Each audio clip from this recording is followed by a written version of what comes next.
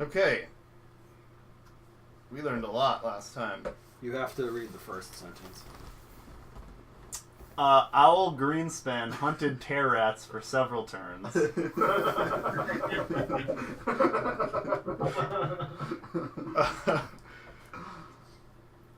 So, it was like this gnomish ghost thing. The ghost of like this master musician whose fiddle and sheet music we had found earlier. We're in the Great Hearth. We had a rumble with him, and then this giant, crazy Naga came. It was a Naga, right? Mm-hmm. Wasn't it just like a head on a snake body, like a human head? Pretty much. Okay. Had kind of a fight that went surprisingly well, all things considered. And that fucking poison damage, though. Yeah. Holy cow. 10 d8? Did you get to use your poison armor? Nope. Did that work? Yeah, at the end of the fight you said, You were an owl the whole time. my poison armor is shining or something. Terrence had the best rolls of his life as a rat. Oh, yeah. Yeah, hiding. 18, 20, 18. Alright, so we destroyed the entire Great Hearth in the process of fighting. There were elephants and snakes and giant bald Jean-Luc Picard heads. Scrambled eggs all over my face. Yeah. And then we ended up dispatching them. And then we found this, like, hearth, this fireplace that had this, like... It was like this blue marble, right? And there were all these etchings from it, like, kind of that, like... It was like a tree that people write in, but it was like, it seemed like there were, like, hundreds and hundreds of different signatures and stuff all over it. Yeah. Seemed like it was public super... graffiti wall kind of thing. Super old. We ended up finding the gear.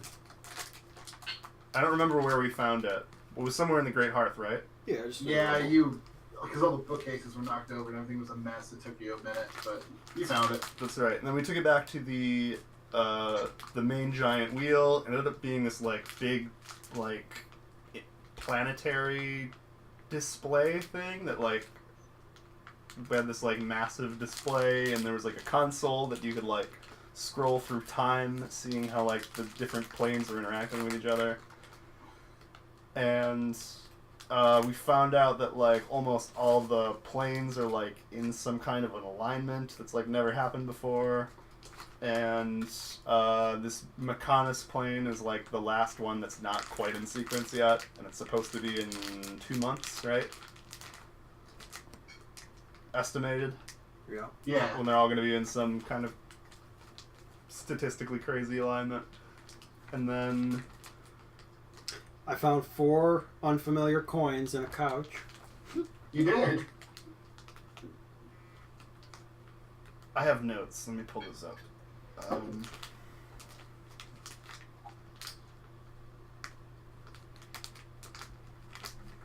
Did you guys go up and fuck with stuff for a little while, or am I dreaming that? Go up. Up where? Did you guys go up into the volcano and try to fuck with things for a little while, or you guys stayed in the library? I think we pretty much stayed in the library as far as I remember. Yeah, I think you're right. Then we ended up figuring out that we needed to leave the machine going and the book. This not instructional. It was like a diary of a guy who had visited all these planes on his like adventure that he went through. And each of the chapter listings was like the next plane that he had gone to sequentially in his adventure. So I don't remember. Did we solve a puzzle? Somehow we found out the throne room in the initial area that we had entered in was like a elevator that led down. Yeah, you pushed all the different glyphs in the right order of the chapter of the book. Right. And then we all jumped on the elevator, went down, and there's all these doors, and we just kind of played the Scooby-Doo door game for a while until somebody almost got tentacled by like a tentacle wall. You guys were so meticulous. Yeah. You were so meticulous for 9 of those doors. And then finally you found the door you were supposed to go in, and you guys didn't fucking check anything. And then there was, I think technically it was like a portal to the plane of shadow, like the nether realm was opened and charmed somebody to grab someone else and pull them in. That's right. Somebody did something cool. Chris used a spell to like restrain both of us. Earthen grasp. So Yeah, a big yeah. fucking hand came out and grabbed you guys out of the portal. Narrowly escaped, avoided that. And then, we entered the tall man room, which led to this, extra door that's not just a sequence of the rooms. Like, we're in this room where there's this massive bag of silver, there's like an inscription infernal, and I think we're just in this room where we took off last time. The treasure room? Yeah. There's a whole bunch of display cases. That's right. Each with their own individual things inside of them. And then there's this giant bag of like silver sitting on the floor, or like on a small risen like pedestal stage kind of thing in the center of it. Terrence's like gauntlet thing gave him a really uneasy feeling about that silver particularly. Right. But that's really it. I don't think you guys got into any of the things. I'll remind you of what the things were. There was a glossy ebony staff carved with intricate and complex nature symbols in a display case. There was a giant thigh bone that takes up most of the case. It was like an 8-foot or 7-foot case. There's an eyeglass on a velvet pillow. There was a purple crystal wand with hairline cracks running down the side. A large leather-bound tome with a strange symbol on the cover. A long silk headband. Wait, is that right? Yeah, a long silk headband, dyed red with blue splotches in the shape of eyes. And a small silver necklace made up of different silver tongues welded together on a silver chain. Separate bookcases? What? Are these all in separate Display cases? Yeah. They're all like, in Skyrim or Oblivion, there's like those display cases. That's pretty much what they are. The They're please like steal from standing- me. What? The please steal from me boxes. Pretty much, yeah. Please steal from me boxes. Each one of them has a single keyhole, it looks like. They are made of some sort of metal. There's glass on top of them, and they seem to be internally lit to accentuate the fine details of each thing in the display cases. Was the pile of silver in a display case? No, it's just sitting on like a raised like pedestal. Not pedestal. It's like maybe like a foot or two off the ground, and there's just like this big bag, this old like almost rotting bag, and just spilling out all of these silver coins. And then there's an inscription infernal that Terrence read that said, "To find your direction, consult your reflection." Yeah.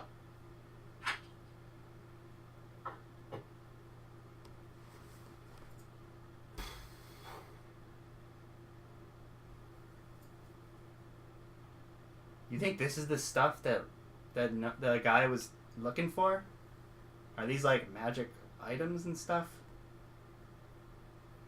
We heard descriptions of all those things, and they don't sound like these ones.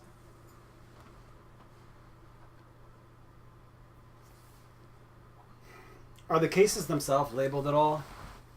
Nope, none of them are labeled.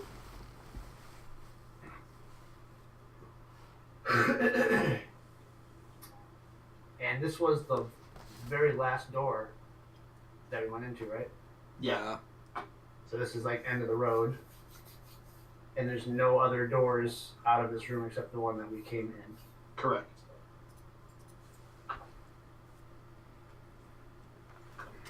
Can you list those things off one more time, John? Glossy Yeah, sure. ebony staff.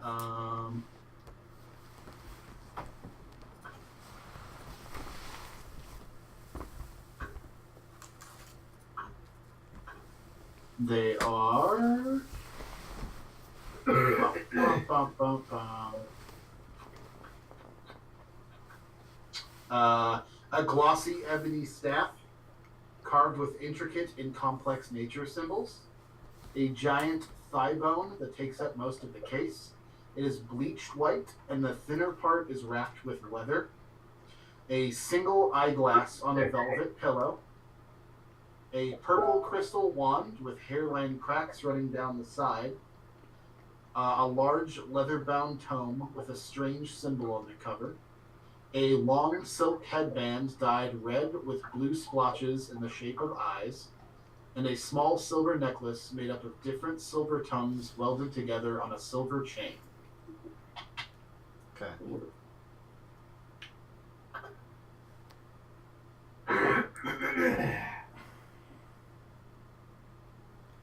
Can I check for traps on the one with the staff? The nature-y staff? Are you going to look for it, or are you going to try to poke around? I was gonna look at it. That's a natural one. You don't seem to sense any traps. Cool. Hey, let's...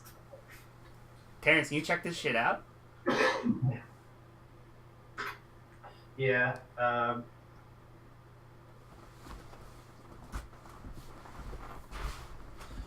So there's a keyhole. Do I see like a mechanism? Like if it were to be unlocked, would the case top just lift? If you look, yeah, it seems like that. I'm gonna just start ritual casting detect magic. Okay. That takes a minute? 10 minutes? Take 10. 11 minutes. Okay. Well, yeah, it's going to take a bit. Yeah, just while, I don't know, everyone else is doing something. Yeah, sure. I guess Terrence will check the display case for traps. You do investigation? Yeah. Boss already told you you needed a perception on it. You didn't see any. So you can do investigation? Yeah, well. I tell you there's no traps on it. I'm specifically suspecting medical traps. And the roll is 18. Okay, for investigation. Yes. Kind of touch, feel around, try to feel any sort of mechanical traps, don't feel anything. You look around for like any part of the display case that seemed to have like hidden writing, some sort of like magical charge. You don't seem to find any.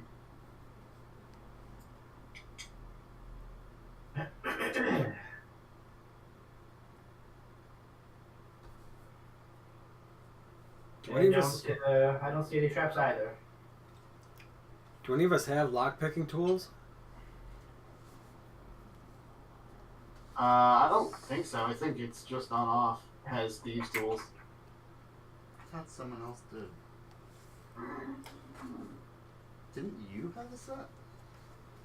I have carpenter's tools. Somebody had another set of tools. I thought you like went and bought some or something. I'm not sure. I didn't write it down, I don't think.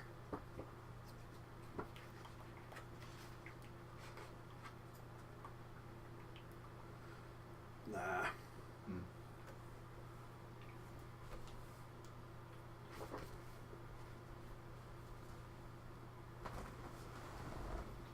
You definitely picked a lock though in this area. I remember that.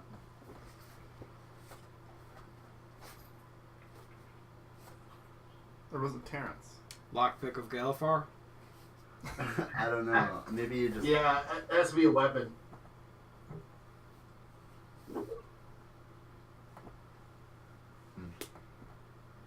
Well, shoot, are we sure they're even locked? There's a keyhole. We haven't tried it yet. I'm gonna try and open the headband one. I'm gonna get far away while he does that. Also gets to the corner of the room. You reach over and touch the sides of the display case and lift up. Doesn't seem to open easily.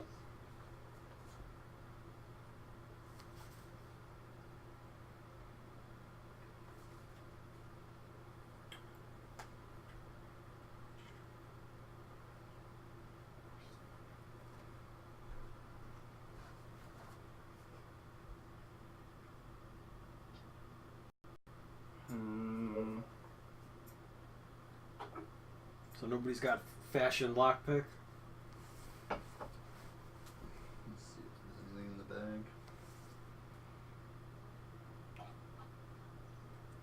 bag. There's got to be thieves' tools in the bag. It's not something you typically find. Yeah.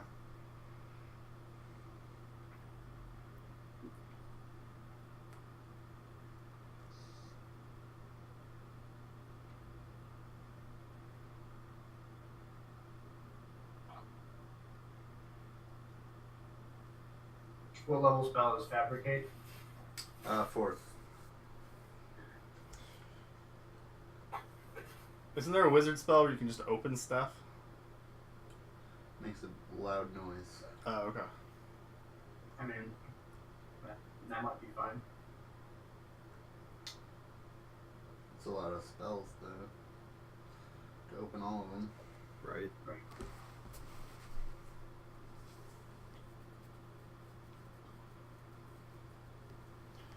What material are the display cases made out of, John?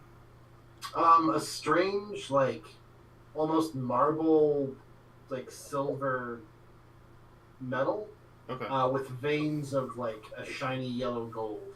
Okay.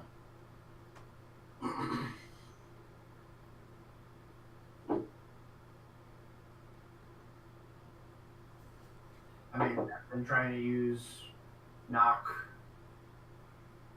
6 times. I could use Fabricate once to make a lockpick kit.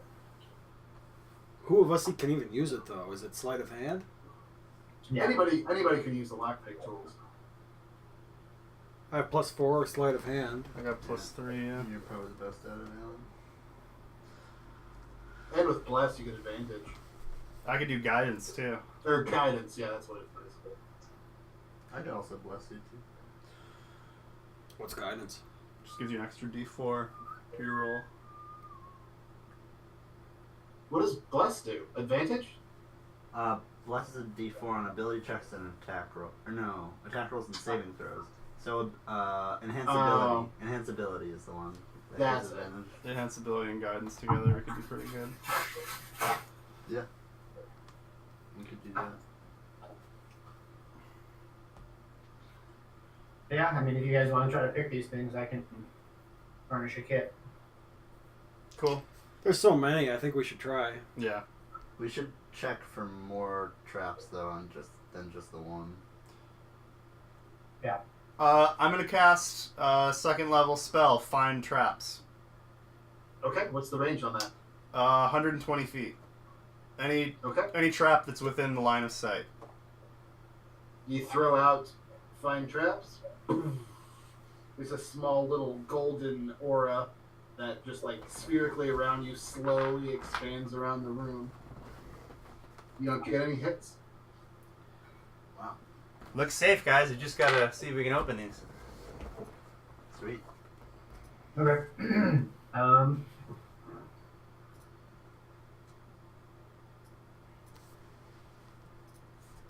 I'll take out a little dagger that I've had made out of steel, and I will use that as the raw material to fabricate a lockpicking kit. Okay. How long does fabricate take? It's instantaneous. 10 minutes. 10 minutes? Okay. I'd say halfway into you fabricating your little lockpick set, detect magic goes off as a ritual spell. Let's see. I think.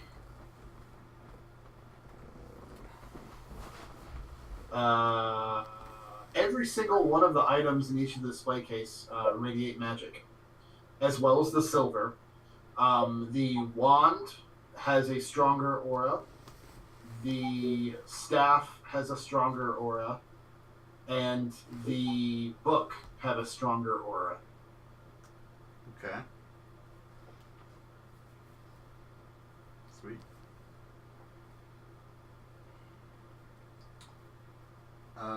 Yeah, I think we should take all this shit. If it's not trapped, we might as well try.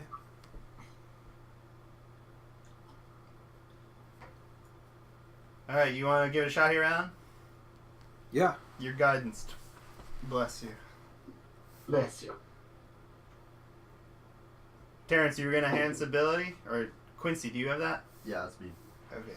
I feel like guidance from a druid is like you like make a little like dandelion puff in your hand, and then you tell Alan to close his eyes and open his mouth, and you just stick it in his mouth. Now inhale really quick. One big inhale.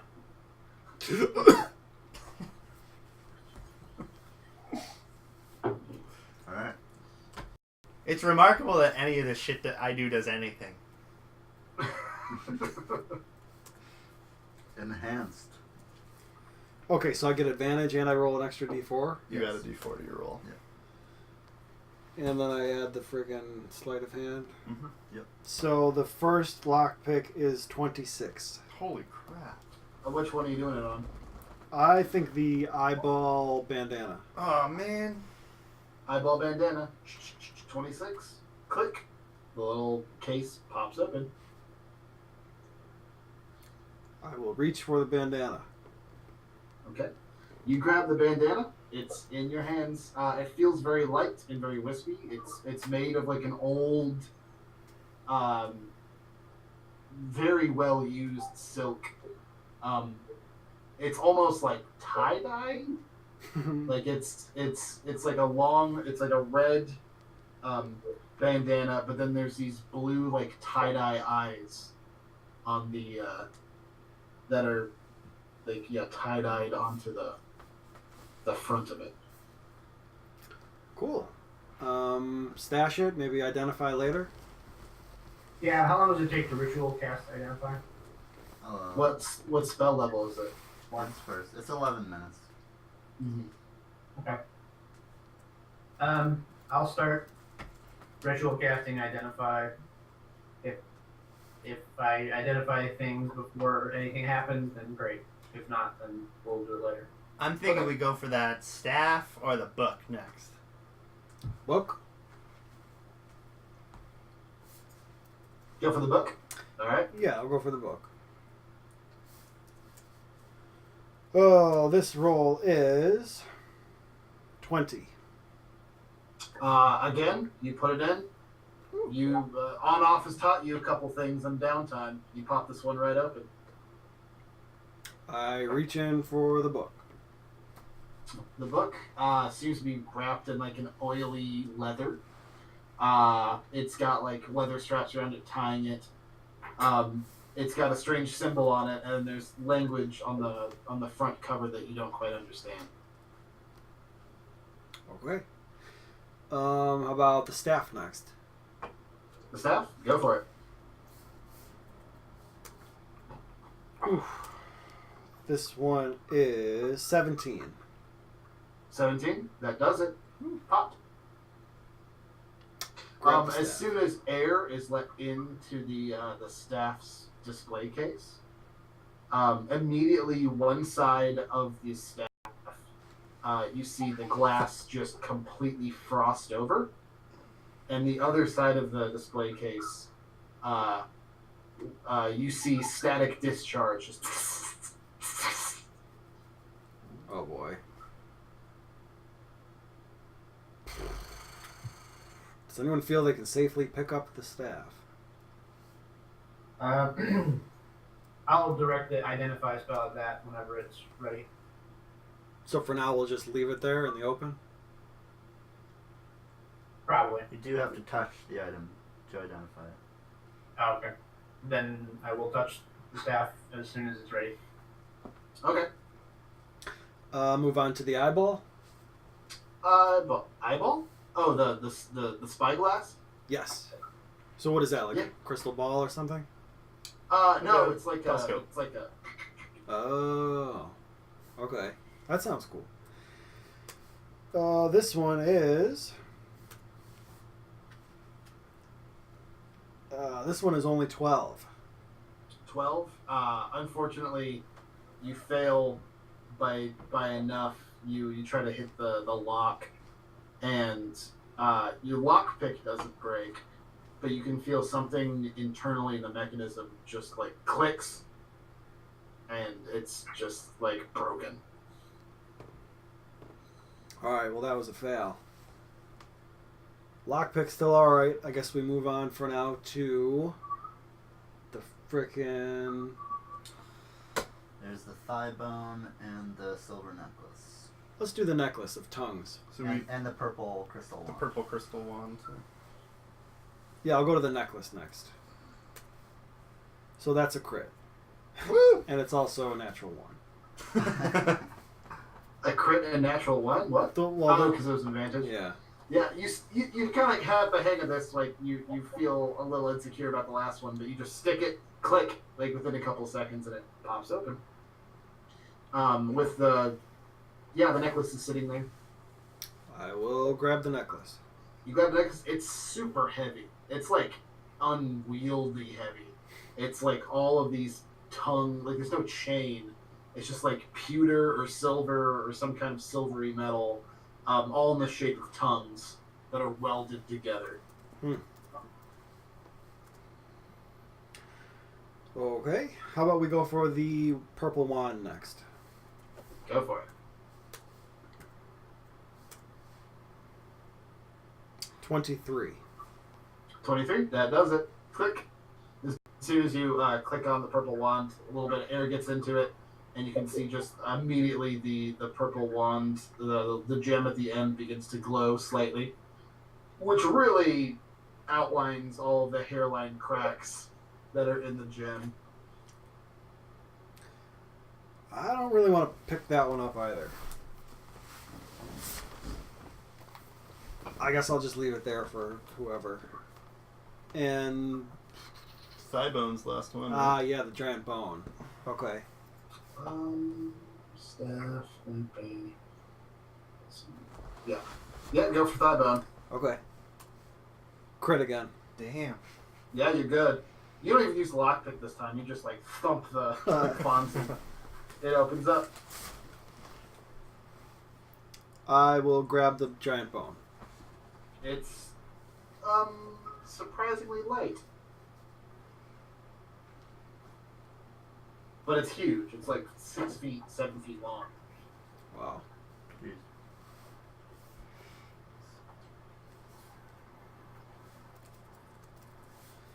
So is that all of them? We just screwed up the telescope?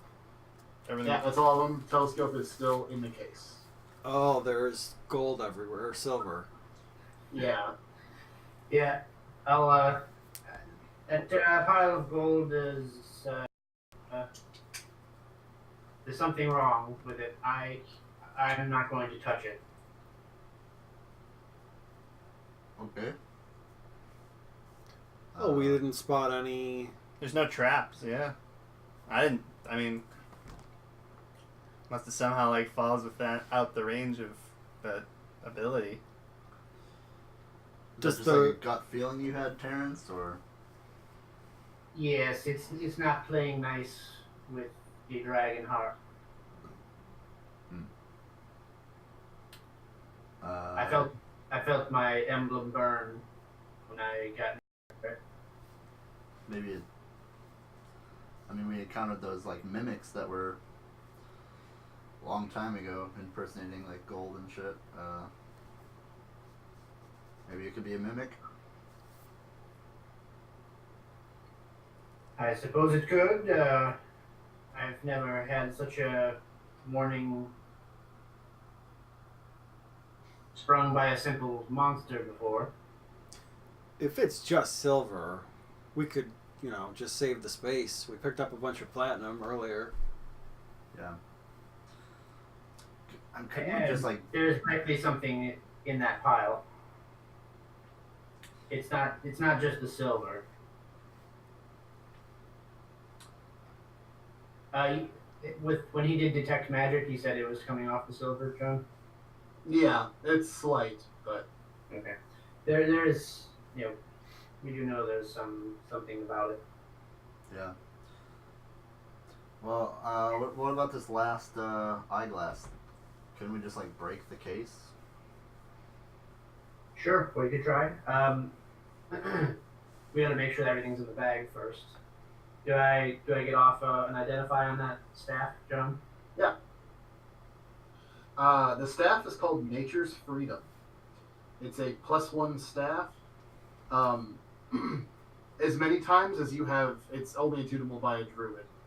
As many times as you have wild shape, you can gain the aspect of an animal as many times as you have wild shape. So essentially, like, but only a small aspect. Like, I need shark gills. I need eyes of an eagle. So essentially, you can go into, like, you still stay in human form. It doesn't count against your wild shape, but you can, like, get a certain aspect for like 30 minutes. That's cool. So I could get like a shark swimming speed or something. Yeah. Like Or water like breathing. claws or something. Cool. All right. It's scorpion claws. It's still the same limitations as your wild shape Sure. as to what you can get. But also, once a day you can cast Freedom of Movement without the need for any sort of material components Nice. or casting or using a spell slot. Yeah. That +1 is pretty boss. Yeah. Also, one end of the staff does plus 2d6 lightning damage. The other end of the staff does plus 2d6 cold damage on a melee hit. Nice. Wow. Nice. And I can choose which one depending on. Yeah, if you have multiple attacks, you could do too, but Nice. All right, I hand that off to All-Star. Pretty cool. Is it an attunement item? I assume. it is an attunement, yeah. Okay. All right. So how long does it take him to unlock all of the ones that he unlocked? You probably get your second identify off Okay, I'll do that on the wand. on the wand. Okay. Identify tells you this is called Waldo's wand.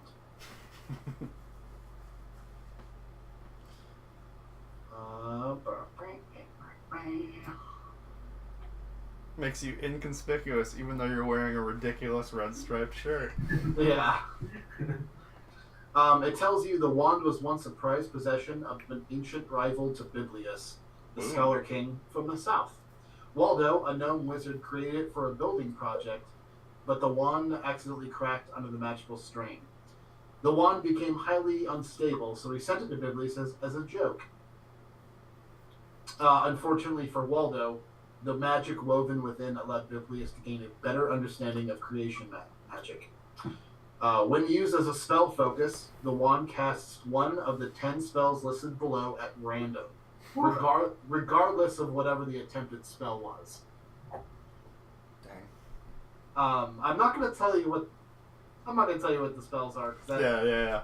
that could be fun. But I'm telling you, there's some cool stuff and there's some real shitty stuff. Okay, so I'll tell you on a 10, it allows you to cast Creation, which is like a level 9 spell. Holy crap. Thanks. Is that It doesn't matter what you cast through it. It just casts one of those random things. Like, one of those random things happens. so you know your spell isn't going to happen? You could just cast anything. Yeah, so you can put It can't be a cantrip. level 1. yeah. All right. And this is a attunement item or no? It is an attunement item. It is, yes. Yeah. Okay. Because it doesn't have any charges. It's just like you cast through it and that's what happens. Yeah. Okay. All right. So those 10 things are what they are. Like, just because you got creation this time, it's still possible you get it next time again. So what now? Like, suppose he fires off a fireball and he uses the wand and it randomizes to cast creation instead. It's not like that one was used up. No, it just there's no used up on it. Okay. It's just random what happens. Then there's also, you can accidentally roll a number that will take you to a separate spell list where there's a D100. So there's a lot of different things that can happen. Alright. I kind of think we should dig through the silver. Could we just mage hand a little bit at a time? Yeah, can we get Alan a pole or something? Yeah, I think you guys have a stick or a pole where you can use Pole of either. Galifar? Okay, I start mage handing. Kind of just Okay. shifting, kind of digging just to see if there's something underneath it. Oh, I Mage kind of. hand, you kind of spread the silver out, see if there's anything buried. After kind of a thorough search of it, you actually don't find anything buried in the silver. I went on a wine tour on Saturday, and one place is selling cheese, and I happened to buy the same one as my roommate Ben. Oh, and wow. So he took one taste of his and like hated it. He said it tastes like a campfire. So That sounds great. it might suck. Is it smoked cheddar or something? Yeah. Hickory smoked cheese. Man, that sounds good. It might be real bad. We got smoky cheese. We got Girl Scout cookies. We got Ritz Man. bits. I've got game fuel. A friend bought me as a joke, and now I'm drinking. And I've got a 2013 Domaine Cabral, Ooh. which is a 70% Grenache, 20% Syrah, 10% Carnigan red wine blend. What a blend! What a blend! That sounds alright. Yeah, I bought it for $3 off the discount shelf because it's Nice. 6 years old. It'd be good on a salad. It's a little ripe.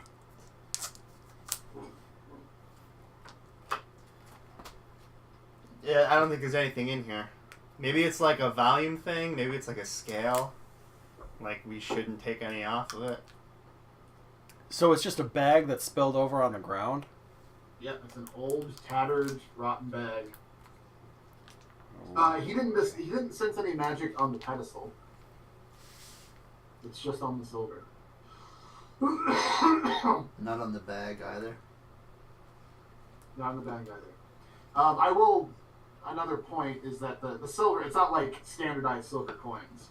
They are all fucking strange, minted, different coins of silver. I was going to ask that. Does it look like any of the 4 coins that I found in the couch? No. They're all uniquely different. Alright. Oh, wow. I'm gonna just kind of kick the bag, like, out of the way. The bag just kind of like stumbles onto the floor, spills out a few more coins. Part of the bag, you notice, is just like rotted away on the underside.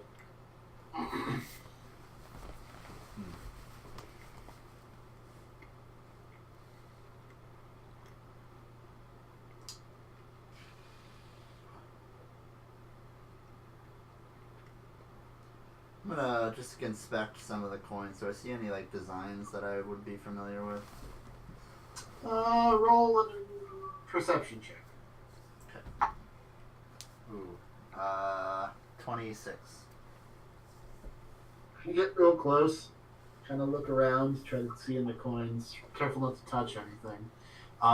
You see there's a couple of dwarven coins scattered around there.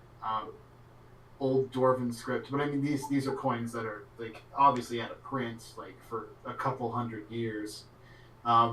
There's a few coins that are from Galifar, the nation of Galifar, which was when the whole of Corvair was completely united into one country. So that's at least 300 years old. There's a whole bunch of other ones, scattered ones, tarnished ones, bright ones, that you have no idea.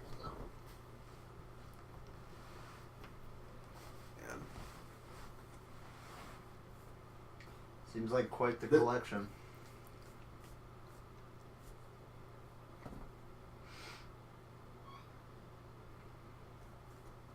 But all of them are silver. They're silver. What I said, I meant the color. Okay. Silver. There's no really way of knowing like what particular kind of metal it is until like you do some analysis on it. Jesus, pardon me. I have like a tilty chair. Every time he jumps up there, fly back. Because he weighs 1,000,000 pounds because he's fat.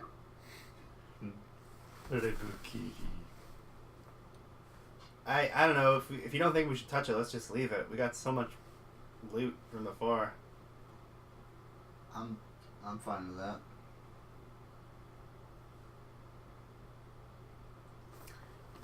Don't I have some negative trait about counting money? I have this trait where I obsessively count how much gold I have. It's a desecration from way back. Desecration. What? I I don't think remember that at all. I think it was when we went to the Feywild before the Stone Table. Oh yeah. Oh, you had like a madness. Yes. Yeah, but this isn't technically your money, All right. so I'll give you a pass.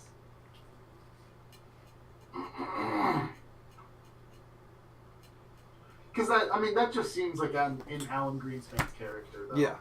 Like he's like a contract fetishist and likes to know how much money, like the ins and outs of the group. Right. He's just like the regent bureaucrat.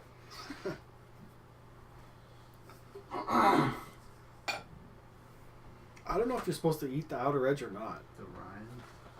I did. I don't think you're generally supposed to know. It doesn't seem to come off easy though. If it's cheddar, you might be able to, but I don't know what kind of cheese it is. No. I mean, I'm sure it's digestible, but it might just be rough. When I smoke cheese, it tastes like a campfire for weeks. I have to actually seal it in plastic and let it sit for like a month. Yeah, let it rest. It mellows out and it just looks amazing after that. I did that with chocolate chips once.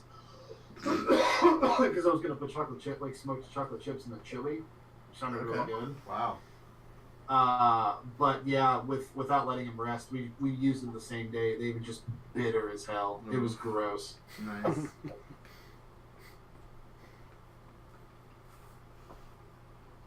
So consensus is we should just leave the silver. Leave the silver? No, I mean you can take it. Terrence can't get near it. Well, he was saying they're all unfamiliar coinage. Yeah, it's not a powerful magic. There's probably like one magic coin in there somewhere. Well, if it was just one coin, we would see, but like all of it is Yeah, it's kind of glowing. the aura is kind of all over it. Okay. And it's not the bag that's the silver itself. It's not the bag. Quincy kicked over the bag. I was gonna suggest tying it up in the bag and keeping it separate from.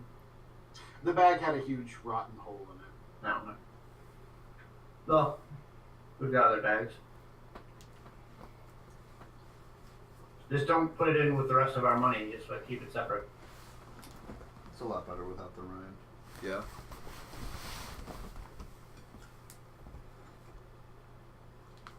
Could be valuable. Just the magic on it. All right. So, do we have a spare bag? Yeah, sure.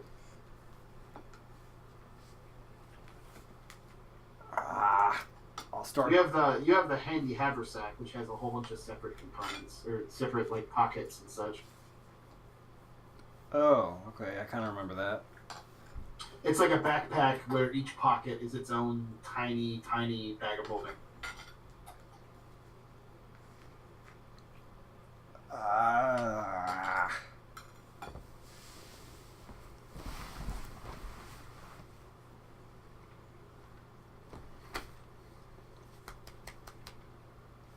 Yeah. All right. Okay. Can I fashion labels or something for those pockets? Yeah, sure. As soon as Alan Greenspan leans down and touches the silver,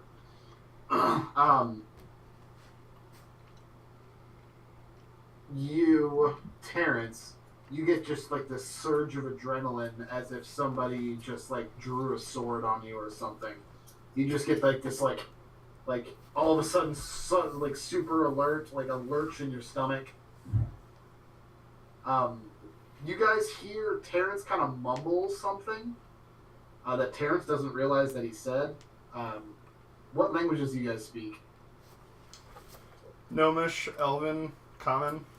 Elf and Common. Dwarvish. Is Enric? You left Enric in the main room, right? Right. Yeah. Okay. Did we bring him in here? We made a big thing about bringing him in here. Oh, that's That's right. We went back We for brought him. him to the wheel. Oh, just the wheel. No, we took him down through the doors. You took him down the elevator. Didn't we specifically take him through the doors? I don't remember. Okay. But you took him down the corridor that was trapped with the shadow tendrils and everything? Yeah, we did, right? That does sound familiar. I'm almost positive we did. Yeah, Okay. because the whole thing with the tendrils happened, and then we did it again. Yeah.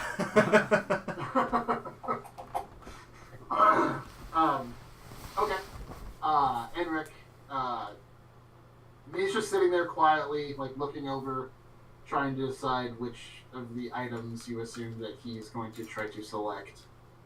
But his eyes kind of go wide, and you guys, like, as soon as you touch it, you guys kind of like turn, because it's a voice coming from Terrence that you don't recognize. It's a really fucking weird. It's like Exorcist level like strangeness. It doesn't really even sound like a word that like the human or like the humanoid mouth should be able to make. And Rick just like looks puzzled at Terrence for a second. Terrence, are you okay? What happened? Casting a spell or something? What was that?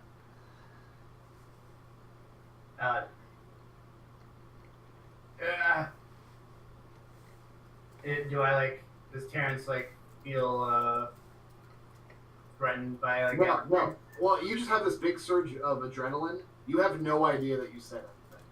Okay. Can I roll like a religion or something? See if he's. To try to like see what it is, or Yeah, I guess so. So like, or to see like what the word is. Maybe Like what are you trying to roll a religion on? seeing if he's like somehow possessed or something by a spirit, or I don't know. Yeah, you can try to roll a religion.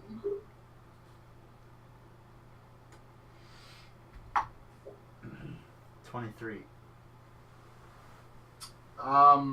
With religion, it just doesn't.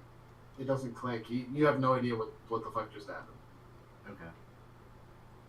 Enric is like, Terrence, you just said something in another voice.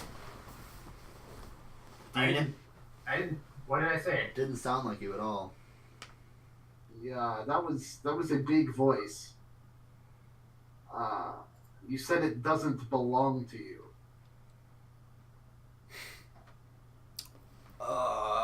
Let's put it back. Yeah, agreed. Yeah, I will empty the coins that I put into the bag. Okay, you put it back on the pedestal? Yeah, just in the pile where they were. Okay. Quincy, do you still have Detect Magic up? Yeah, I haven't. Oh, no. Last, what, 10 minutes? No, I don't, because Terrence did 2 identifies. enhanceability is also concentration. Yeah. Okay.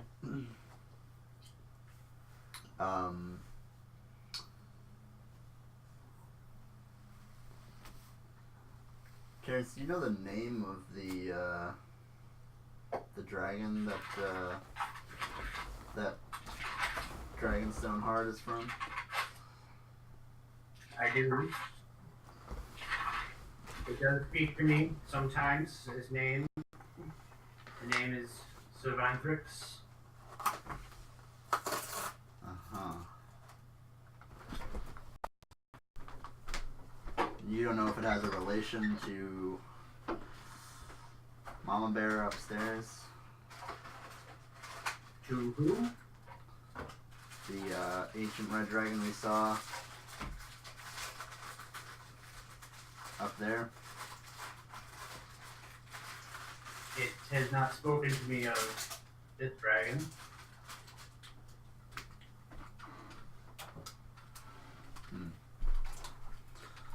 Just the thought crossed my mind. What if they're somehow kin or something?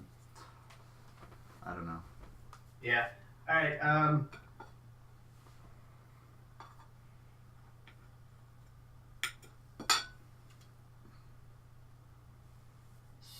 So, like earlier when Terrence got sort of pinged when he came in the room, was the feeling when he saw the silver like danger or like desire, or what was it? Is there any quality to what he felt? Apprehension and jealousy.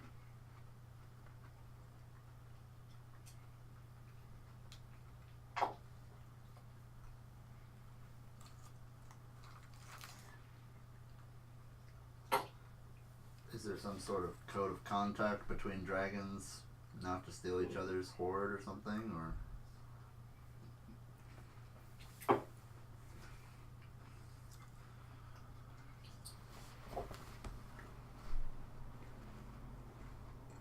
All right.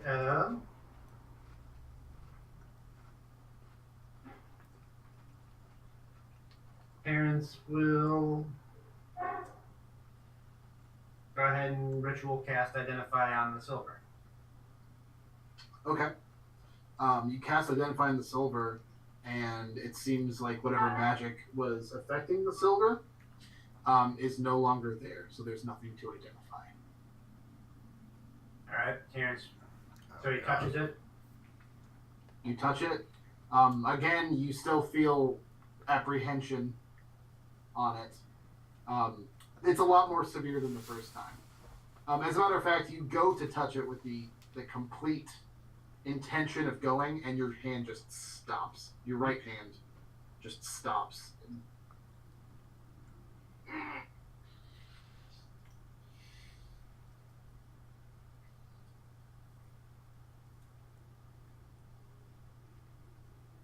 And there's no magic on it anymore. Not anymore.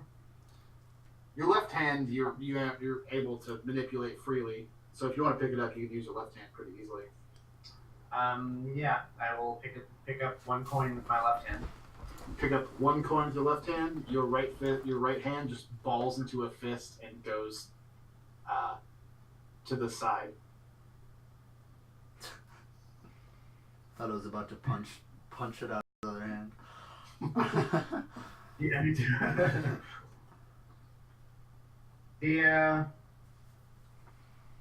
The Dragon Fang has a true aversion to the silver, and I don't understand it. I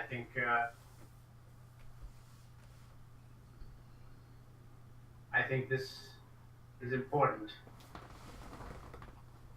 Important to leave or important to take?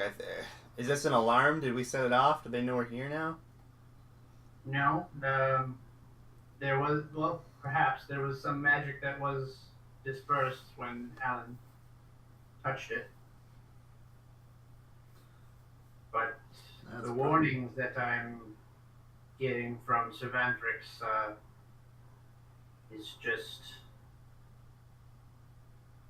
seems to be completely averse to this particular bag.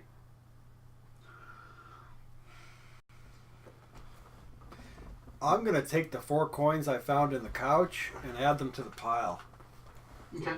You throw them. Dink, dink, dink. Nothing happens.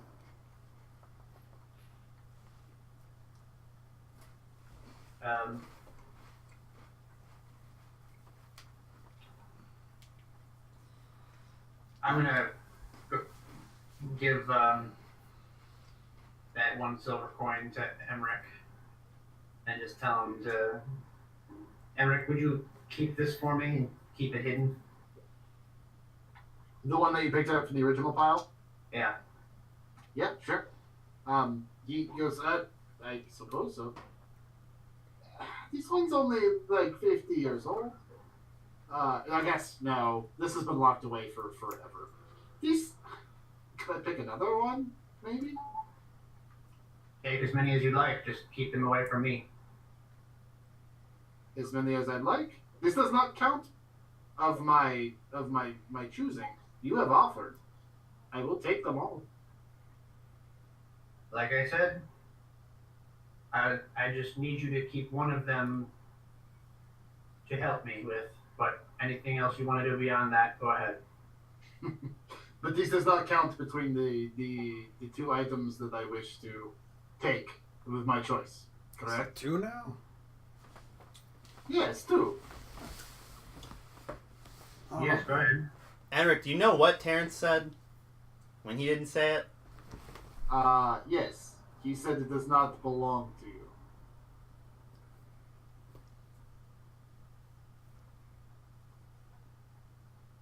I think we're flirting with disaster. I think we should just be on our merry way. I think it is very pretty, so if you do not mind, I will take this as my own personal gain on top of my 20% and my 2 items. I guess, sure. Fantastic. If it ends He, up pulls killing out, you, he pulls out his own little bag and just starts scooping all of the coins into the bag. Is Terrence reacting at all? He takes one particular coin, holds it up to Terrence, and goes, I will keep this one in my pocket for research. Thank you. Emmerich, by the way, what language did you hear? That was very loud draconic, my friend.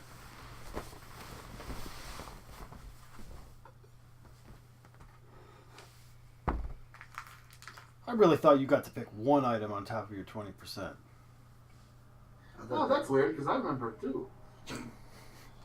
I also remember one. Oh, man.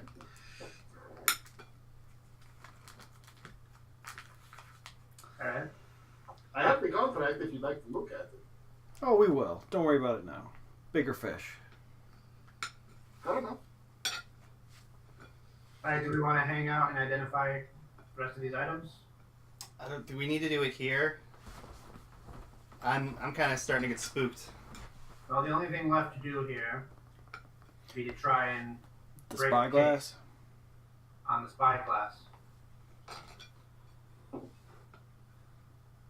Yep. Who's going to break the case? I can do it. Guidance.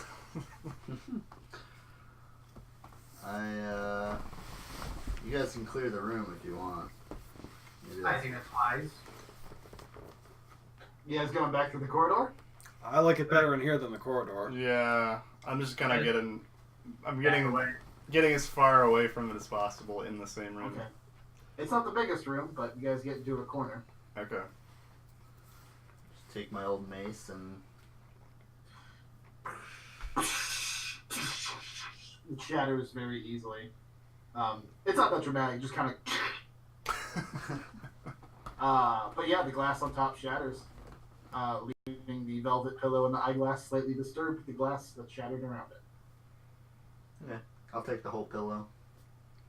Okay, I'll take the pillow and the eyeglass. Now that you have a closer look at the eyeglass, you can see all around it there are tiny little rings around each extended, segmented piece. Nice. Enric, would you like to have a look? Hand See. it over to Terrence. That looks very pretty, yes. I have not quite made up my mind. Maybe once this is all over, I will take the peek until later. Yeah? Can you read the runes on it? Oh, I can try. Yeah, sure. He's gonna roll Arcana check. Natural 20. Nice. Sick.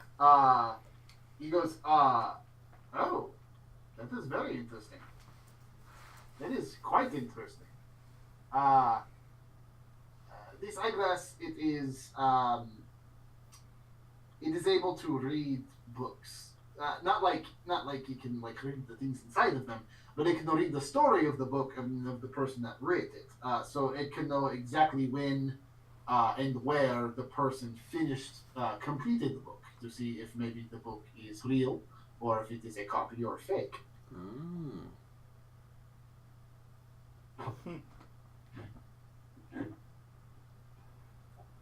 Would you care to use this on this book? Which book are you referring to? The tome we found? Yeah, the one we just got.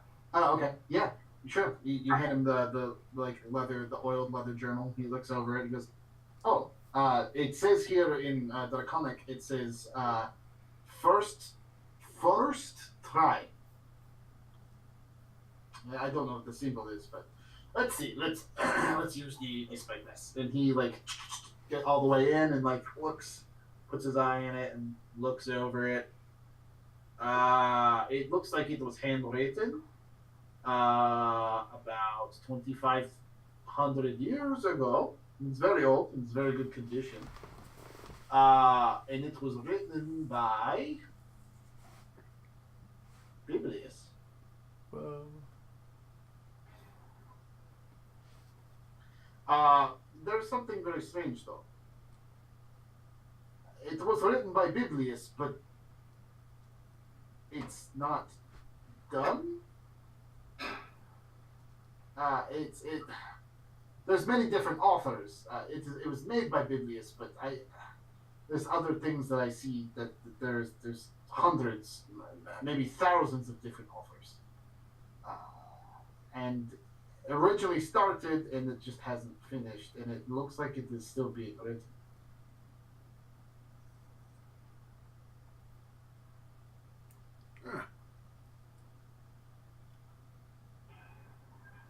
He takes the book and he goes to undo some of the buckles on. He goes, "Do you mind? Maybe I look." Go ahead and look.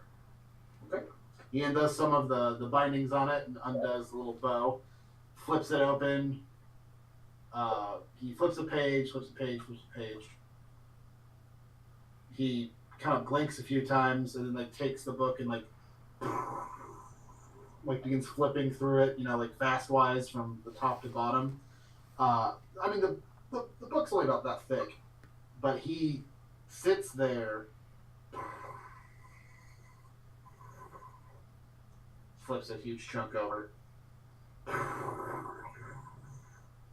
Huge chunk over. He looks at you guys quizzically. He just sticks his finger at the very end. Another gigantic chunk, twice the size of the actual book, flips over. I guess skip to the end, and he just keeps doing that. Just thousands and thousands of pages. Until finally he flips through and goes, blank pages, finally. And he kind of goes through, tries to find, oh, that's weird. The last sentence in this book is... The last sentence in this book is... Goes back up. Oh, that's weird. This is the sentence before that. Back up a couple of pages to where I touched the gold or silver.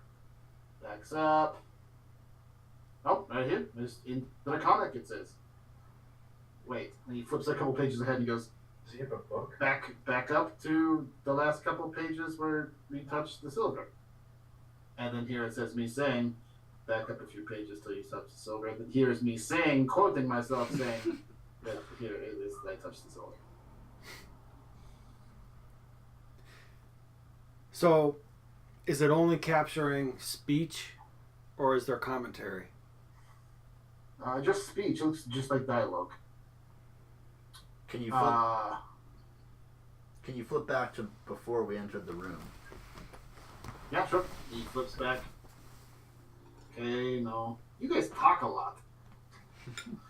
Flip, flip, flip. The last quote here just says,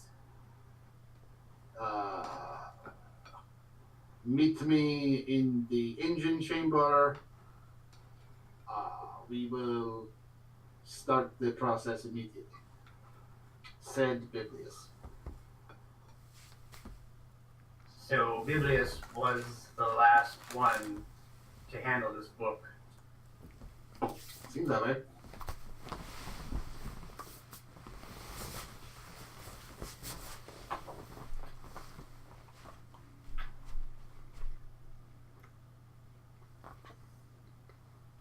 No dates, just continuous dialogue.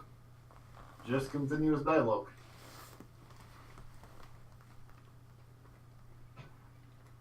DC's not so bad book. Maybe this will be one of the two. He shuts it closed and finds it. All right.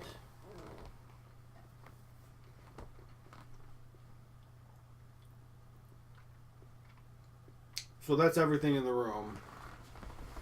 Yep. Well, nothing bad's happened. Do you guys want to just continue identifying the stuff? Oh, like wait another 10 minutes? Yeah, we still have the bone and the. I don't know, man. I think we should just do that on our next long rests. Alright. Agreed. I want to get out of here as soon as possible. Alright. Alright, you guys head back out into the corridor of death. Yeah, back to the mirror room. Okay. You guys open the door. There's a corridor that fades into darkness. Give me a marching order. I can't see anything. I'll go first. Yeah. I'll take a rope and tie it around my waist and hand it to Alan. You guys steel yourselves. You walk through. Again, you feel that like wisdom saving throw. It's gonna come on. I will give you guys advantage because you're able to kind of steel yourselves. But everybody roll wisdom saving throw with advantage, unless there's anything else you want to do prepared for it.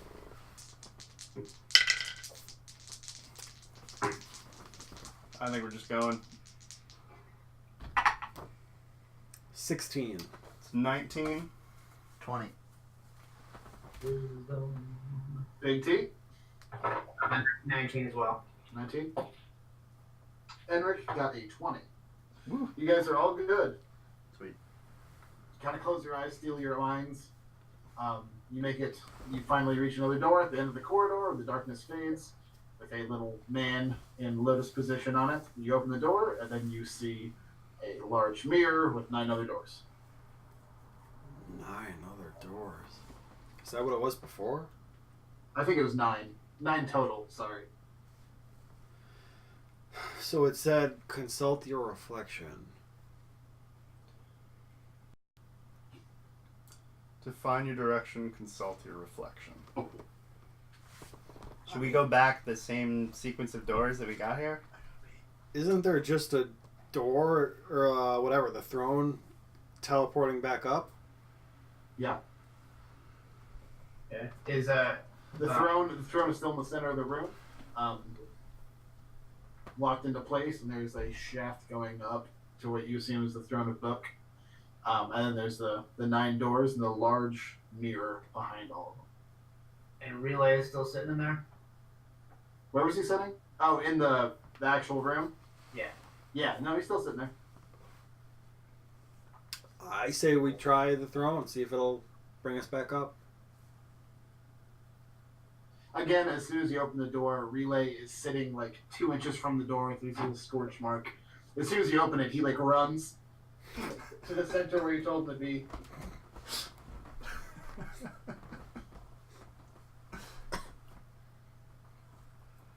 Like full toddler mode. Hands in the air, running.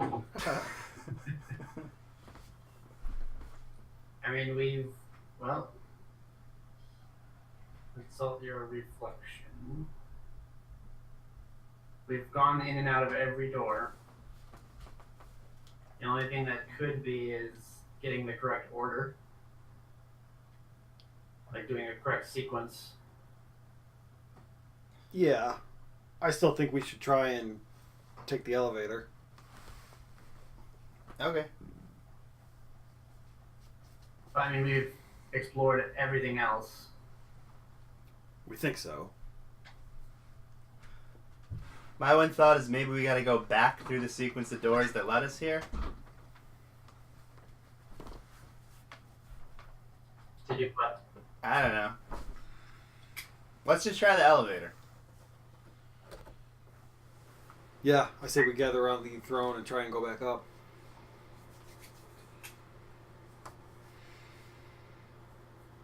Let's do it to it. Okay. You all step onto the throne platform. Do you push any of the runes on the book? So nothing happens when we're all gathered around it?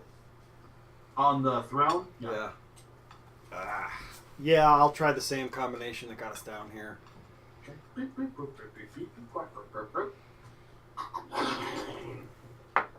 Slowly, the elevator begins to rise by itself through a large shaft. There's about 4 or 5 minutes of darkness until finally you reach the very top, where you had that battle with the Jinn and the Smoke Dragon. There's still the desiccated corpse of the dragon. Everything looks to be the same.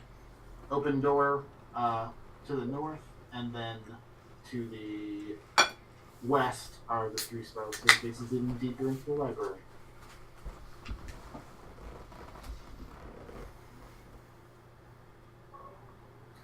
Well, we've recovered some items, but do we have any lead on getting through the volcano to the crystal chamber or to the petrified ship? No. Nothing that'll protect us from the heat. Yeah, you do. There's a spell called Protection from Energy. Do either of you have access to that? Yeah, I have it. Yeah, but it's only It's only on an individual. Yeah, it's 3rd level. I think it's 4th. Oh, no, you're right. And it's concentration. It's 3rd level from what I see, and it's 1 hour. Mm-hmm. So 1 creature. Yeah, it's just 1 creature. I was thinking maybe you could cast it at a higher level, but it doesn't look like you can. Yeah, I don't think so. There's also Investiture of Flame. Also, any sort of fire resistance that anybody ever has will also give you the same. If you have resistance to fire, you won't take any exhaustion from the heat. Oh, okay. All right. So the question is, can we get everybody covered? So Armelina could be covered. Terrence can be covered.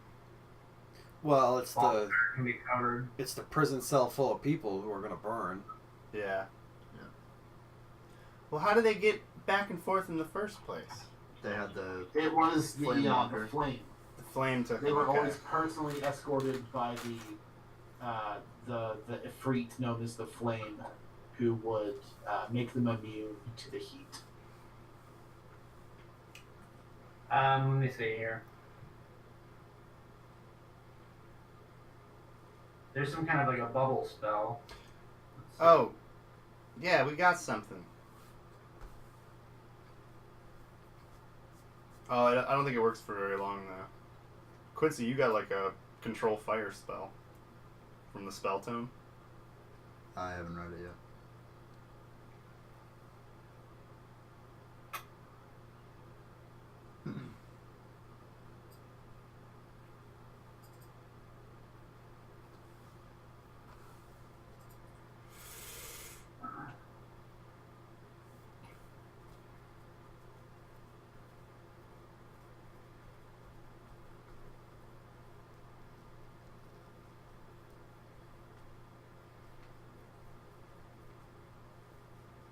So no bubble.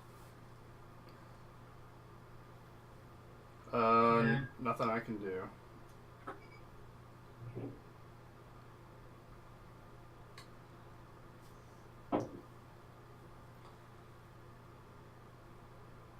I'll read you the lava rules that we're going to be dealing with here if you are planning on going into the volcano. Within 30 feet of the lava, a creature takes 1d4 fire damage per round. Even at this distance, the skin becomes visibly flushed with exposure. Unless you have fire resistance, the heat causes your eyes to water, imposing disadvantage on attack rolls and wisdom perception checks based on sight. At the very beginning of every round, the creature is exposed to the lava, must succeed on a Constitution saving throw or suffer 1 level of exhaustion. These effects are negated if the character ducks down and avoids exposing themselves to the lava. Within 20 feet, 1d10 fire damage per round unless they crouch. Exposed skin suffers 2nd-degree burns. creatures wearing, unless they crouch, creatures wearing medium or heavy armor or who are clad in heavy clothing have disadvantage on the saving throw. Within 10 feet of lava, the creature takes 4d10 fire damage around unless they crouch. Exposed skin suffers second-degree burns. Take 3d6 days to heal without magical healing. They must succeed on a DC 20 Constitution saving throw or suffer 1 level of exhaustion. Within 5 feet of lava, creature takes 20d10 fire damage per round, or half as much as they lie prone. Under direct exposure, cloth garments burn away, metal armor sears the flesh. Exposed skin suffers third-degree burns, causing permanent disfigurement. At the beginning of every round that the creature is exposed within 5 feet of the lava, they must make a DC 25 Constitution saving throw. On a success, they suffer 1 level of exhaustion. On a fail, they reduce to 0 hit points. Proximity to lava or touching lava is immediate death. Wow. I don't plan to go up there. Nope. So That's without protection. Yeah. If you have protection, that stuff's all negated. But But if you go up there bare ass naked, that's what's gonna happen. yeah. So Terrence has protection. you got that fire cloak too. Quincy has protection from the fire cloak.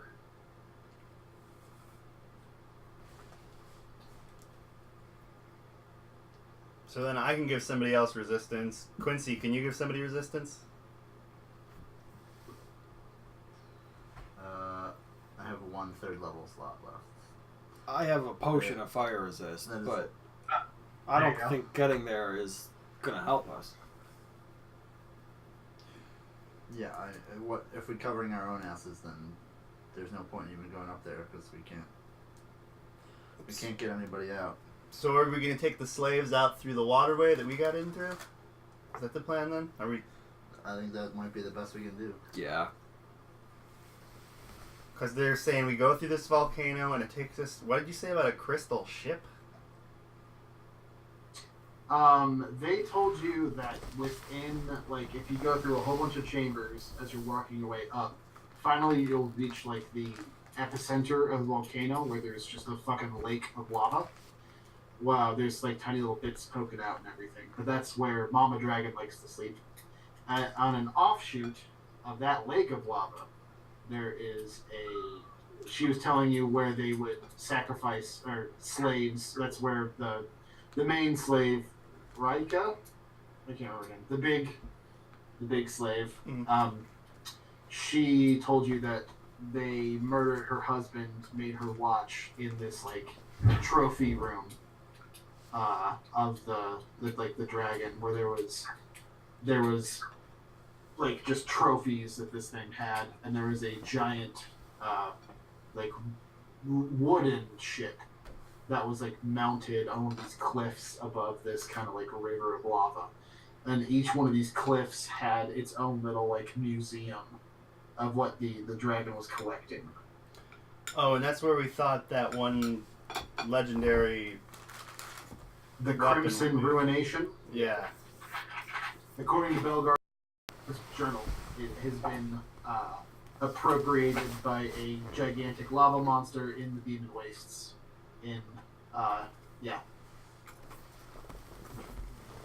That's all in the group me? Yeah. Okay. Mm-hmm.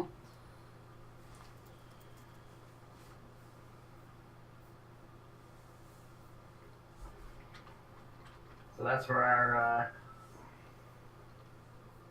artifact is. Yeah, but we didn't even know there was going to be one here until we.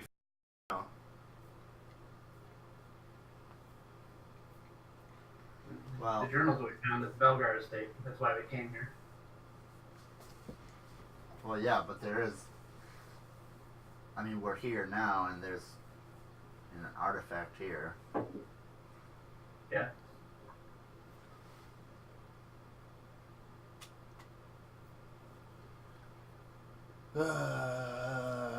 But we also don't have that great of protection.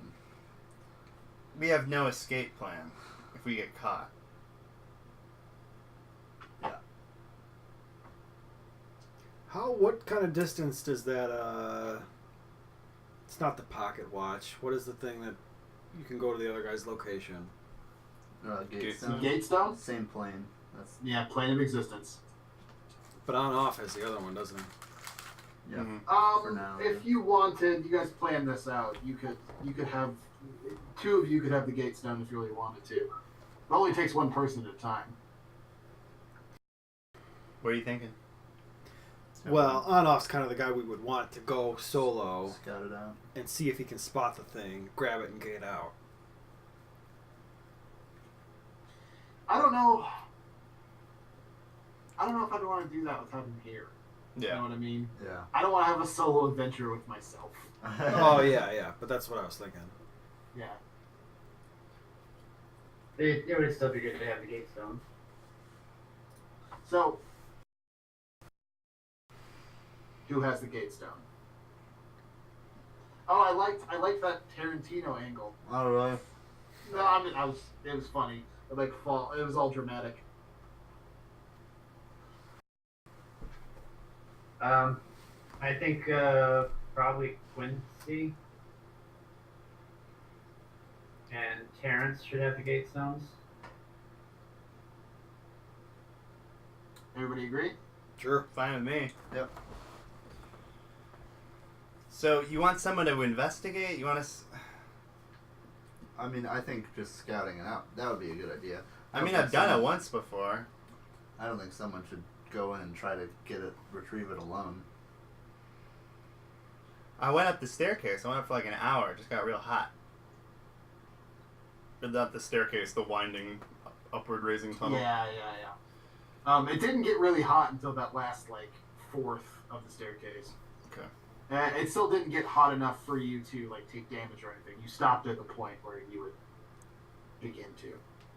Yeah. So from the intel that we gathered from the captives, from their crystal container, when they had to walk with the Jinn, how long was the walk before it became survivable to the tunnel? About a fourth of the way down that winding path that made its way down here to the mines. The slaves all dug all of that out. Right. So once you get up there to the point where it becomes intolerable, you start suffering. How long is the if one was to run? How long would it be to get to the cell? If you're running, maybe 20 minutes if you're going full speed the whole time. Okay, so that's probably not survivable for the prisoners. As you guys are sitting here talking about this in the Throne of Book, the whole foundation shakes. You see dust from the ceiling. It's the alarm. You see dust fall from the ceiling. You see rocks just fall from the already collapsed part, just tumble down. There's a solid 15, 20 seconds where you all just have to try to find your footing. And then up above, you hear a furious sound. Something deep, something primal, something very, very angry. Think that's our cue. She knows we're here. We gotta get the hell out of here. Yeah. Let's grab whoever's coming with us. We're going through the water, right? Cut losses and swim out. Yep. All right. This is bad. Right. I have 2 spell slots. Mm-hmm. Okay. All right. So we can radio to on off. Tell them that we're extracting the prisoners that we're gonna need to pick up. Okay. You get a little bit of interference, but you kind of hear him I can barely hear you. Move it in position. Okay. All right. Here we go. You So guys how go many- out through the doors? How many people are, like, how many of the miners are with us? There's about 14 or 15 of them. Half of them were like kids that they wanted you to get out first, but you guys approach the slaves. The big one, I'm just gonna call her Rukia. I think that's from Bleach, but we'll just call her Rukia because I remember it started with an R and ended with an A. She approaches you guys and goes, it is about time for her to awake. Wait. It seems she has already woken. Is this a normal? Is this part of daily life around here? This activity? Not daily. She sleeps often. Every 3 to 5 days, maybe she wakes and does a perimeter search. We're not really sure. She does not communicate with us. God, why am I? I'm in Enric. Yeah, she doesn't sound like that. Yeah, she every 3 to 4 days she wakes. She slumbers in the lake of lava, often, but every 3 to 5 days, maybe once, twice a week, if it meets up, she wakes and does a perimeter search. But you heard that giant roar, right? Yeah, that's kind of standard. But that's a call for her sibling or for her children. That's a call for the 2 other dragons. We've killed If both you- of them. You kill both of them, you don't have a lot of time before things start to break down. Okay, then we should leave. We should leave right now. Who's coming? All are welcome. You're gonna need to swim. You're gonna need to be a very good swimmer. Yeah, it's like it's a long swim. It's like down like 70 feet, and then through a building, and then up through a bell tower, and then out of that bell tower up through a lake. Right. We had Enric cast breathe underwater. Or I something. can do water breathing. I still have all my level 3 spells. Yeah, not gonna- he has 1 spell left where he can cast at max level. It's not concentration. I can cast it on 10 people per spell. So Well, the duration is 24 hours. Have we been down here for 24 hours? Yeah, you took at least 2 extended rests, and like a couple short rests. I would say you've been down here for at least a day. Okay.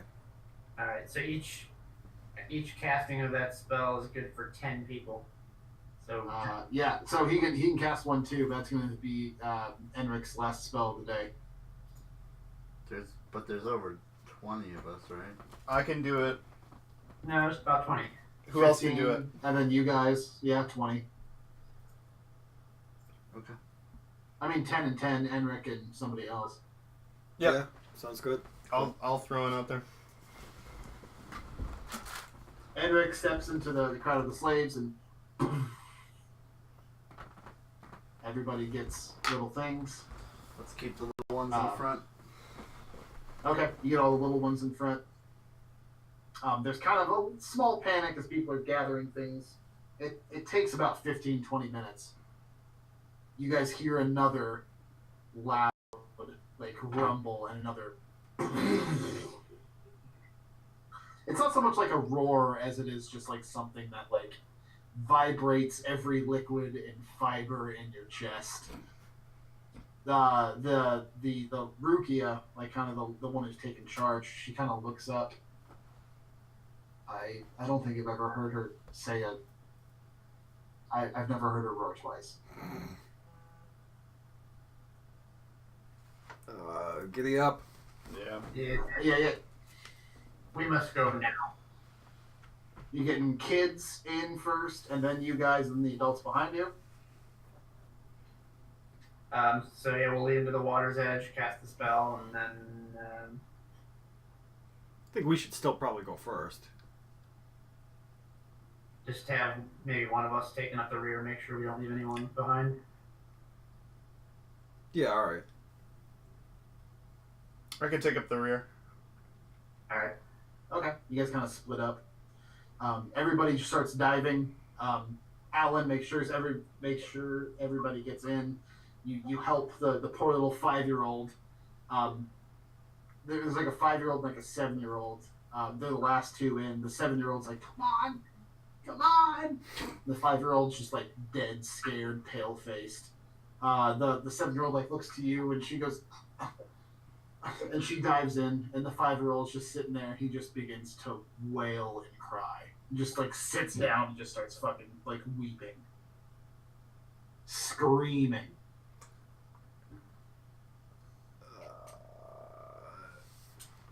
Scruff of the neck. Into the water. Just like by like the curls of his bright red hair. Quincy, take care of this child, please. No, Alan was the last one in, right?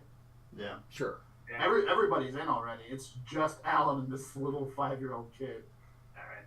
Yeah, I'll just violate his will and shove him in water. Okay. He struggles, just begins weeping, just like red face, just like you can see blood vessels bursting because he's crying so hard. And you just take him and you just plunge him into the warm water. And you can see bubbles. Eventually the bubbles go out, panic sets in for a second, then he realizes he can breathe. You kind of have him and like under you, like have him under the crook of your arm. Yeah, that'll work. Okay. Swimming. You go down a deep, dark path. You're behind a lot of people. Who's in front? Terrence. Okay. Remember that you guys, it was like a 70-foot shaft that like things had like collapsed into that you guys kind of blew with a charge and a whole bunch. So it's this huge shaft that goes down. Terrence was the first one. So he's swimming through, kind of leading everybody. Finally, you break into the dark chamber of the sunken whatever this was at any point, like some sort of lobby. You break in and I'm going to do a couple things. First, I'm going to message Ballstar, and I'll just tell him we will need to pass without a trace once we come out into the open. And I then can do that right now if you want me to. I'm gonna cast light.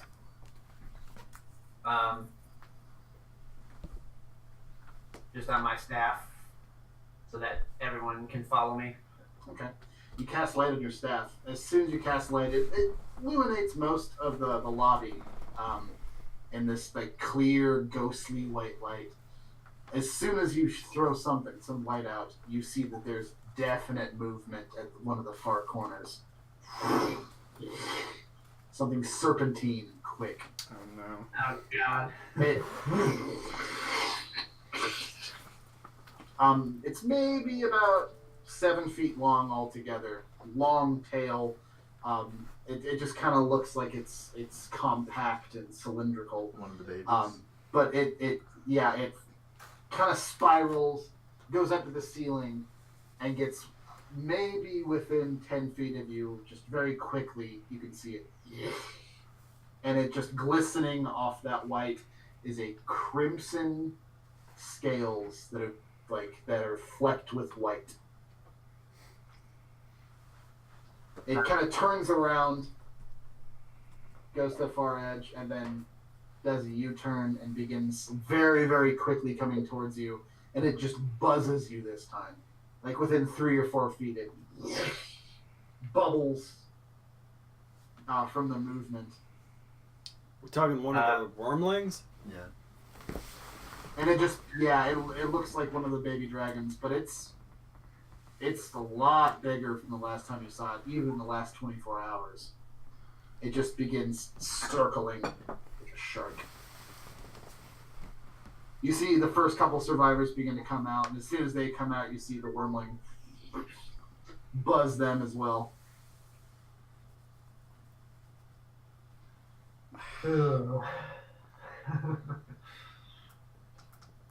I think we should take it out, but I can't speak, right? You can. We can speak underwater? You're breathing water. Yeah. No sound.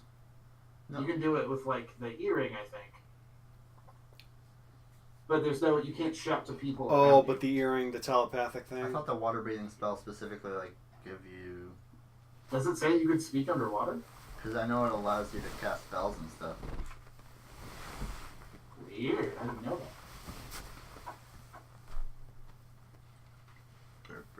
All I see is this spell grants up to 10 willing creatures you can see within range the ability to breathe underwater until the spell ends.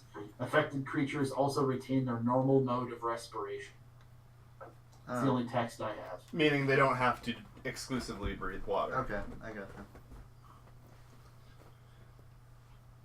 So yeah, I'll put the thought over the earring, but I think we should kill the thing.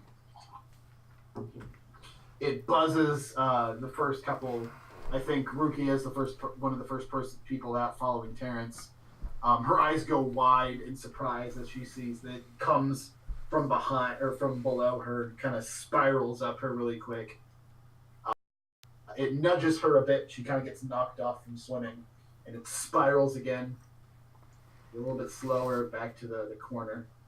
There's no blood drawn or anything, but it seems to be just buzzing all of the new things that are in here, figuring out what's going on. Alright, is Rukia armed? Does she have a sword or anything? She's a slave.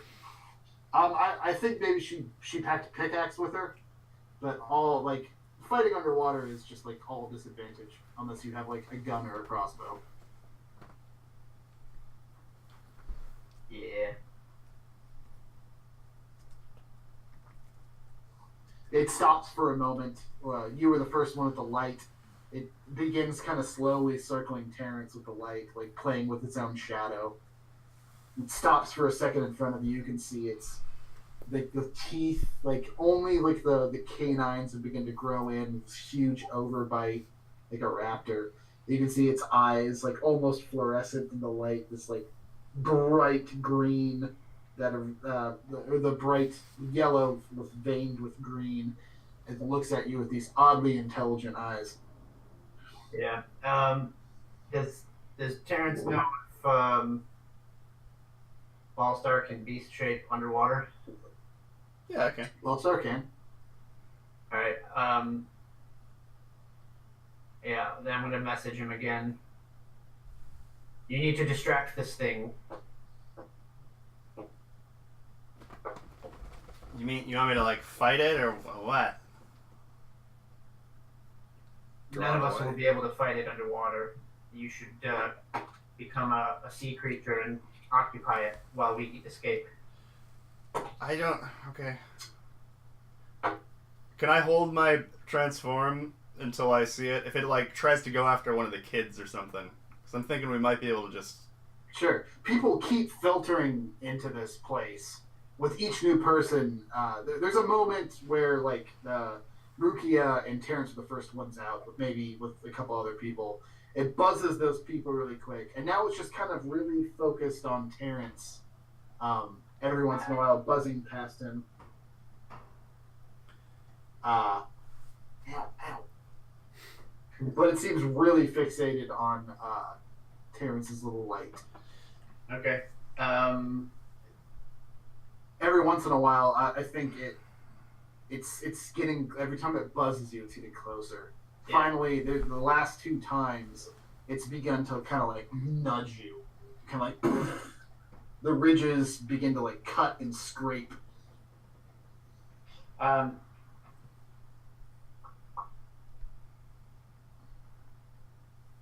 want to like try and throw it off our trail, so I'm gonna cast light. Well, can I do that? I don't know if I can. I think we already got it cast. Yeah, you have light out. I think at this point, like maybe 4 or 5 more people have come to this chamber, and it's done with you, and just begins to buzz the other people that are coming into the new chamber. Verbal. Can't do that. Alright, I'm just leading the way. I'm just swimming toward the exit and hoping people follow me. Okay. Where was Quincy and Ballstar in the middle? I'm probably in the middle of the pack. Just like making sure, like in the middle of all the. Like in front of all the kids. Yeah. I'd be like kind of behind the kids, keeping an eye on them. Okay. So all the adults kind of come out, and Terrence begins trying to swim his way. Quincy, you come out, you see this thing, you see Terrence's light kind of go out as it begins to go to the way out. You see this thing begin to follow the light. But as soon as it, like, you and a whole other group comes out, about like 3 or 4 new people, it stops, brakes, pushes against the wall, and comes straight towards you. It doesn't attack. It just... Okay.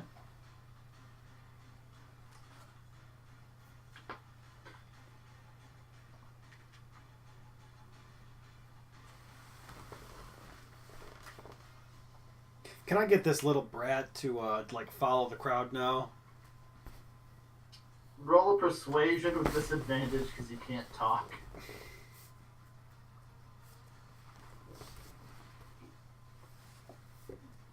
I say you just football chuck the kid. It's 11. Yeah, no. He just begins, like, wriggling and squirming, trying to get out of your grasp, and panicking.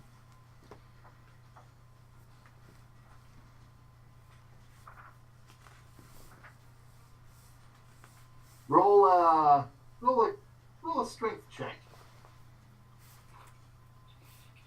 It doesn't matter. 20. He rolled a natural one. Oh. You would have beat him anyway. You keep him, he's squirming, but you keep him tucked. As you try, without your arms, trying to hold him, you bring up the rear. Everybody has either begun to pass into the chamber that leads its way out into the lake, or they're still in the chamber.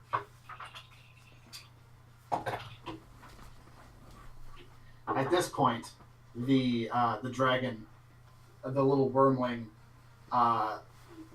sneaks by, and let's say 1/3 is going to be somebody near Terrence, 1/3 is going to be somebody near Quincy, 1/3 is going to be the kids that are in front of Alan Greenspan. Oh boy. Alan, the little 7-year-old kid that in front of you, Yep. all of a sudden, it's just blackness. You feel a rush of current, and then you begin to taste iron. Oh. And you just blood as you hear screaming. I'm gonna crossbow of Galfar. Okay.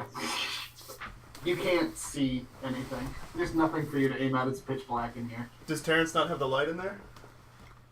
Terrence has begun his way to Different the area. passage into the lake. Okay. Was I near that to have noticed that? Unless he tells you, I don't think so. We got a man down. Child down. Alright. I'll use my beast shape. I'm gonna go killer whale. Oh shit. And that gives me a blind sight of up to 120 feet. Yeah, immediately you snap into a killer whale.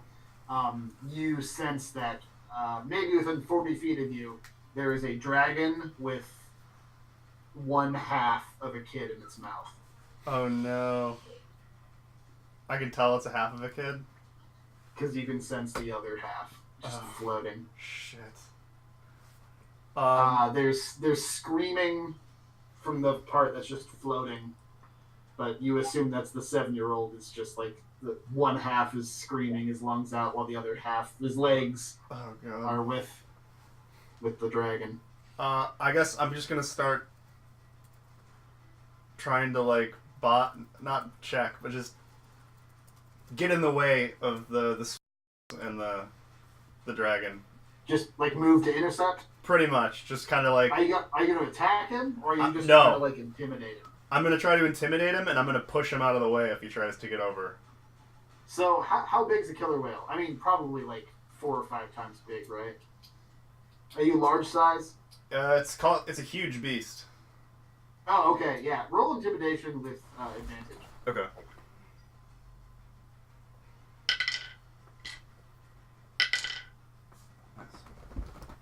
That's gonna be 17. Oh yeah. How do you try to intimidate it?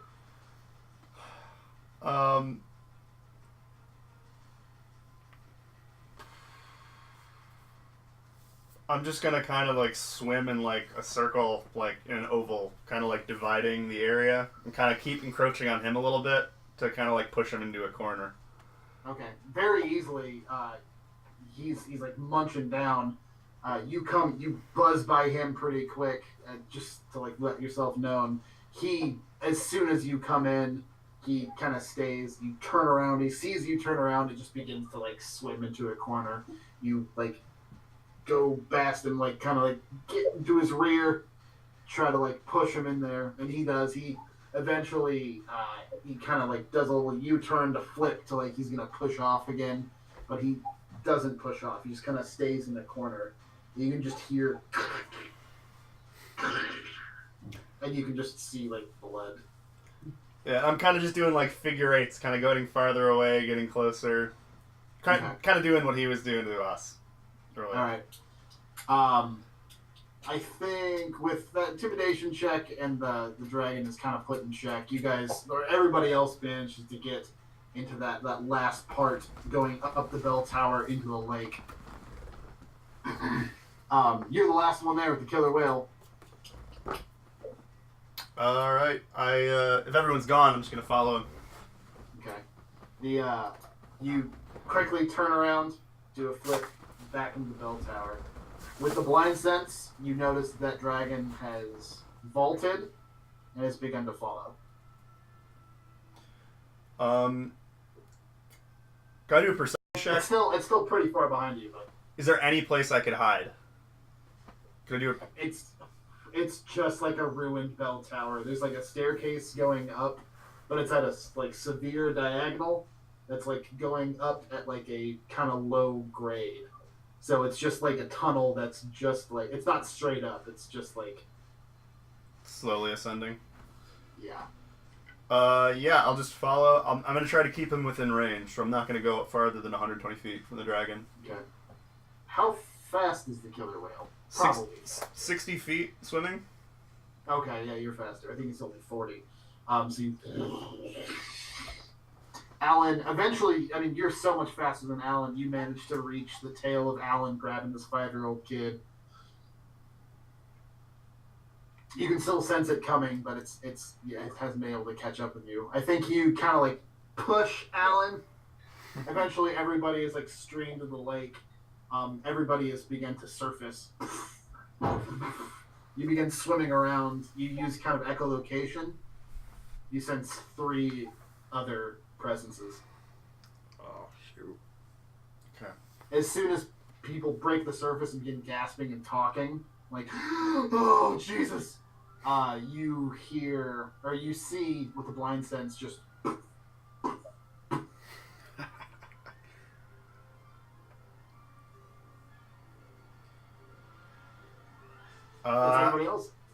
What's everybody else doing?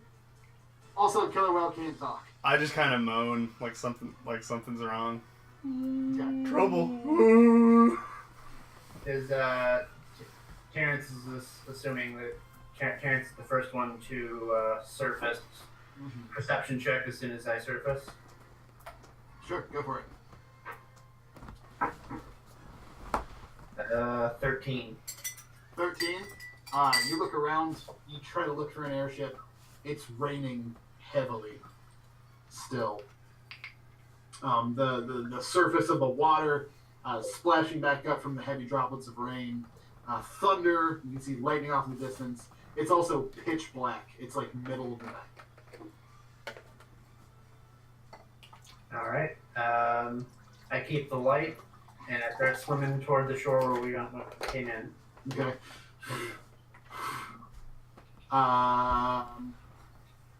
Eventually, I think at the end of Terrence's turn, he's beginning to swim towards the center. What about Quincy and Al Greensmith? You guys doing anything? So are we just waiting on off? Is that what we're doing now? Well, I figured Yeah. we'd head for the mountain pass and at least get away from the volcano. We climbed up that cliffside to get up here, didn't we? That like 500 foot. Yeah, we snuck up. Yeah, but you called on off. Okay. Well, we've already called on off. Yeah. Okay.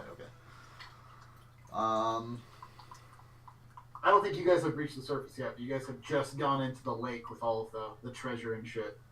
Right. Okay. Oh, Enric's with you. I'm gonna say Enric is in between Ballstar and Quincy. Okay. If we're gonna start hauling, then I'm gonna grab 2 kids, and I will transform and just start hauling. Into Werebuffalo? Yeah. I'm not sure how good a Werebuffalo is at swimming, but I think we're gonna find out. We'll see. You just grab 2 blind kids. You grab one of the older ones. You grab a younger one, and just like begin swimming towards the shore. You break, and it's just storm. It's hard to see anything. People are screaming. Yeah, Ballstar. That's when Alan Greenspan kind of gets pushed out of the bell tower with Ballstar. You guys are in the center of this huge lake. Begin swimming. Everybody roll athletics checks as trying to swim, except for Ballstar.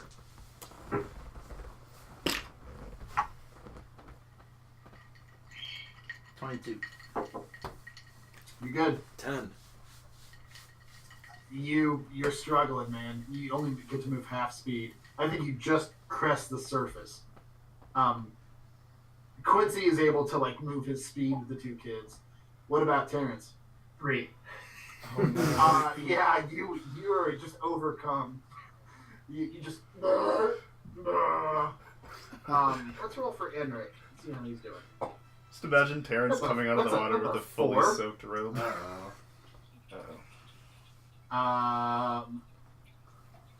We'll do third between you and you and you. Okay, we'll do that 3 times. So between Quincy and Terrence, between Ellen and Quincy, and between Quincy and Terrence again. All of a sudden, Enric breaks the surface and is just not a strong swimmer. Terrence, you've broken the surface. Quincy is holding 2 kids, is trying to swim as best he can with his legs. Enric has broken the surface. He goes, "Oh, shit! Oh, fuck! What the fuck was that? What the fuck?" And I'll just dragged underwater. Oh no. Quincy, behind you, you see another 2 forms crisscross going for some people that are swimming towards shore in front of you. Oof, that's a 4 and an 8.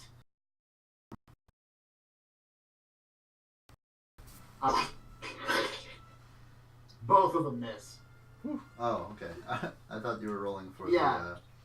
the athletics of. Those were attacks. They both missed. Okay. And then one of the kids right in front of Alan again. You rolled a 3. Another streak in front of you. In front of another like preteen.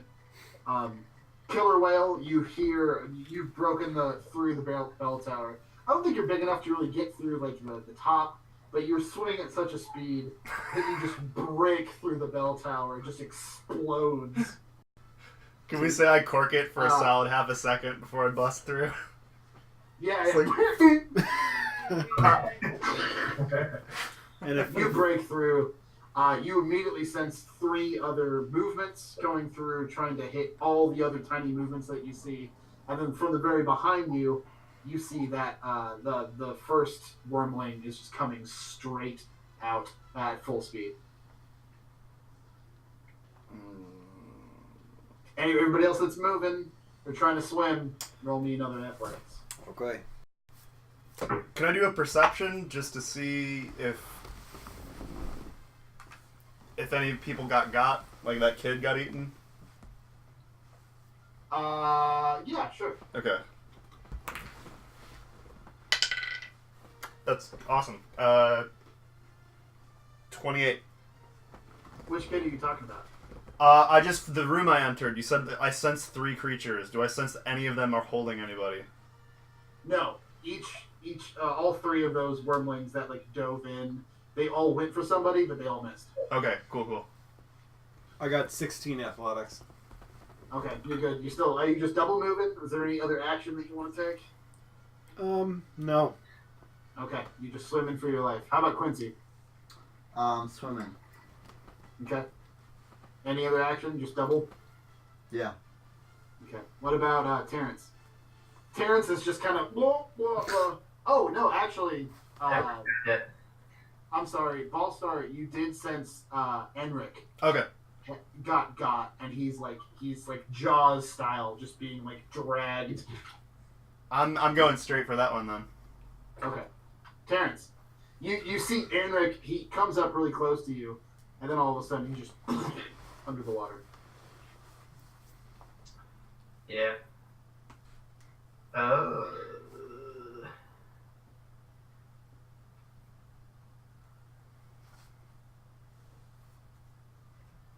So Terrence is gonna kind of kick off to the side just a little bit. You're in a large body of water in the very center of a lake. There's nothing really for you to kick off from. I just get out of the path. Okay. And I think he's gonna ready like a thunder wave or something.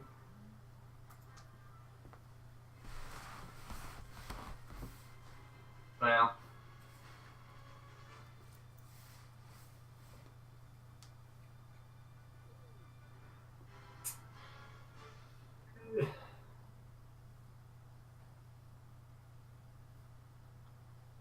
What are you doing? Swimming or gonna do something?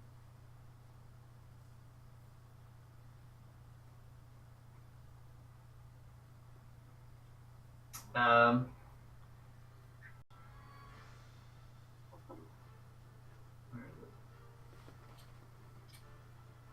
Yeah. Oh man. Yeah, I'm just gonna swim. Yeah, what was your athletics check? 12. Yeah, you managed to try to make it towards the same shore everybody else is going. That's still at the light, so I'm kind of like everyone needs to follow me. Yeah. Quincy is still pretty far ahead of you because he's just booking it, but you can see him kind of cresting the water. We'll roll for 4 of them now. We'll split in thirds again between Quincy and Terrence, and then Alan Greenspan and Quincy. One of them's going for the kids. One of them's going for one of the adults in front, and 2 of them are going against the adults in front. So we're gonna roll.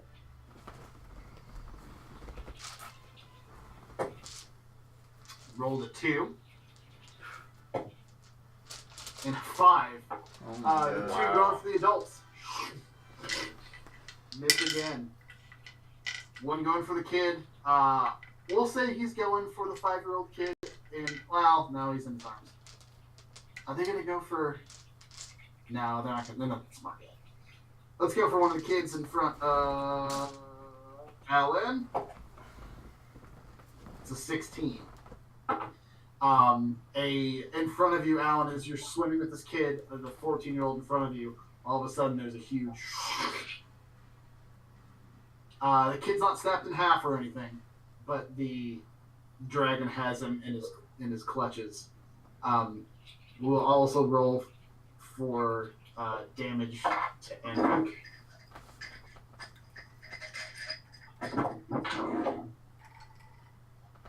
Okay.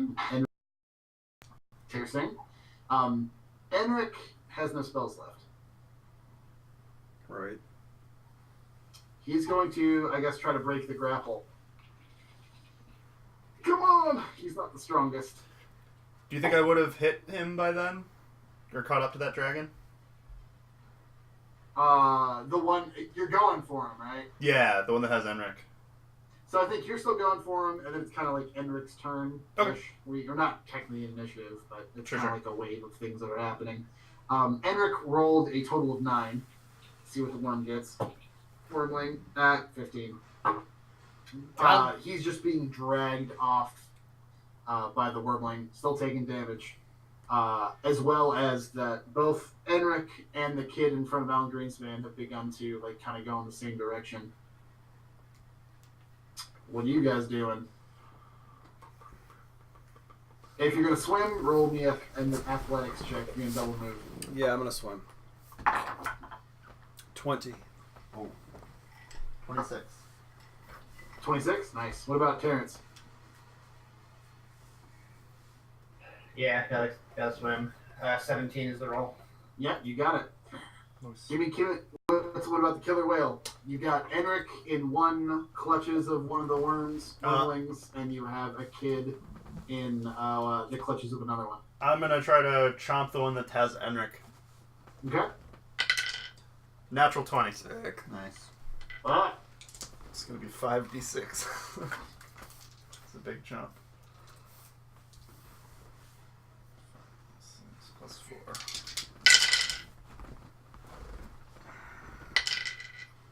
Okay, that's a good roll.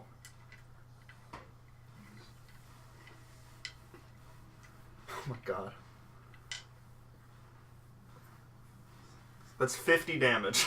Oh my god. Jesus! I rolled 23 damage, doubled, then plus 4. Okay, let me check something. Oops. Just one shot a little wormling. I think I just ate a dragon. Yeah, you accidentally the whole thing. Oh my god. Oh my god.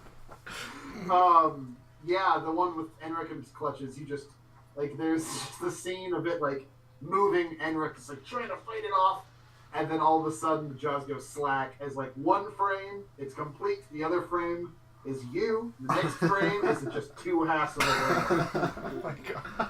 Oh my god. Badass. Enric just, like, pries himself open, begins to try to swim. Holy shit. Wormling's turn. Let's see what Wormling does with Between the this kid. and the elephant, insanely good rolls. Yeah, the kid's down. There's just bone crushing blood in the water as it begins to go. The other 1, 2, 3. No, the other 2, I guess. We'll roll. Adults and kid. 2 go. We'll go for the kids. Rolled a 4. For the adults, it's a 17. Terrence, right in front of you, there's a couple, a man and a woman. The man just gets snapped out of the air. There's just this crests.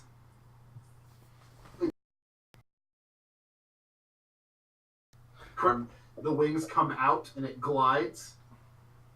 Maybe about 6 feet over the water, and then it just tucks in, and there's snap, and the guy in front of him just like goes down.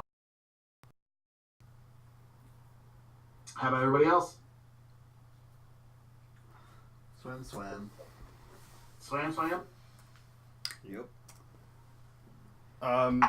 Could I do another perception check? See if there's any other people that got? Yeah, go for it. Okay. 24. 24? Okay. You can locate. There's one man who's been snapped from the air. Then there's another one's coming around to hit for the kids again. What did Alan get for the swim? I only got 8. You stay in place. What about Quincy? 22.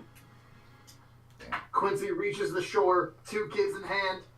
First one, you see what happens. That dragon crests, glides, and snaps in other people. And there's just a constant stream of people coming out.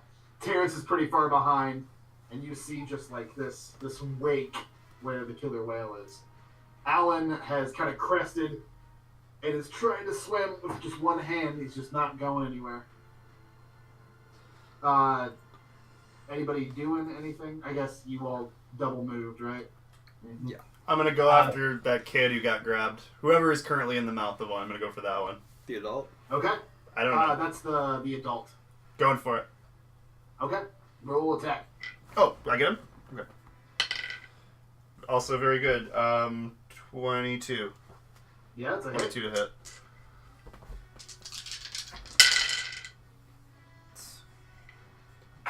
That's gonna be 22 damage.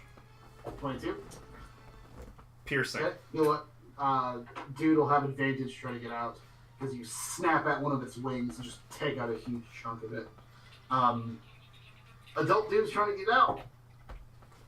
You rolled a 15. Ooh. Wormling. Ooh, rolled a 23. Valiant Still effort. not out. Oh, no, wait. He had advantage because of it. No, still nothing. You got a 10. Still in the dude's mouth. So you guys, it's turn. See who they're going to go for. One guy. So it's just one guy. Either going for kids or adults. Kids. The other one's cutting his losses and going towards the kids. Step at a kid. That's a 17. One of the oldest kids, like the 21-year-old, just gets snapped out of the. He's being dragged like Jaws just across the water. Ace Ventura. Yeah. Yeah, it's just those three. Oh god. What do you guys got? Terrence wants to toll the dead on that one to try and Okay. knock it senseless and let the kid have a chance to escape. Okay, that's the one that hasn't been hurt So that's an attack roll. yet. Mm-hmm. 25. That's a hit. Okay.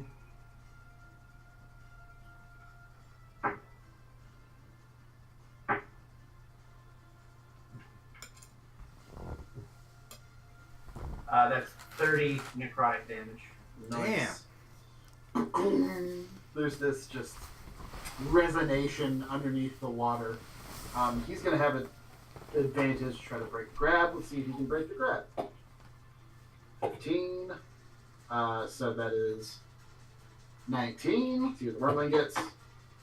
That's cocked. Wormling got 15. The guy managed, or the 20-year-old managed to break the grab. Nice. Still go. Back to you guys. Swim. Who's booking it? 23. Quincy's still on shore, so you were up out of the water. So the kids are on shore. The kids that you have are on shore currently. Yeah. Can do a perception check to see if there's anything flying around. Go for it. You have disadvantage because it's like storming really bad. I got an 18 with disadvantage. Wow. You kind of look around. You see in the distance there is light airship coming. Cool. I'm gonna turn around and start heading back and try to grab more kids or whatever. Dive back into the water. I think very close to you, the 20-year-old, or no, that was the adult. The adult male is still in. Wait, did he break out? No. Okay, adult male is close to Quincy, and is still in the jaws of the Wormling. I'll say he's close enough for you to engage if you'd like. Okay. Yeah. In Were Buffalo. Yeah. I can. What do you want to do? I can hit him. You want to. What do you want to do? You want to try to like hit him with a melee attack? It's gonna be a disadvantage in the water. No. I would just try to like wrestle. Yeah. Like try to open his jaw so that he can escape or whatever. Yeah, roll a grapple. Okay. Sweet. Opposing strength checks. Athletics or just straight up strength? Oh, let's do athletics. Okay. Oh yeah. 27. 18. 20. Oh, sweet. It passes by you with a snap. There's just like this blood trail coming on. You see it, you grapple it around the neck. It tries to wriggle you off, but now you're holding onto this wormling that's like going 40 feet. What do you want to try to do?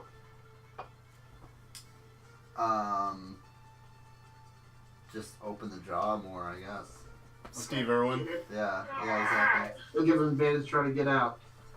Anybody else doing anything?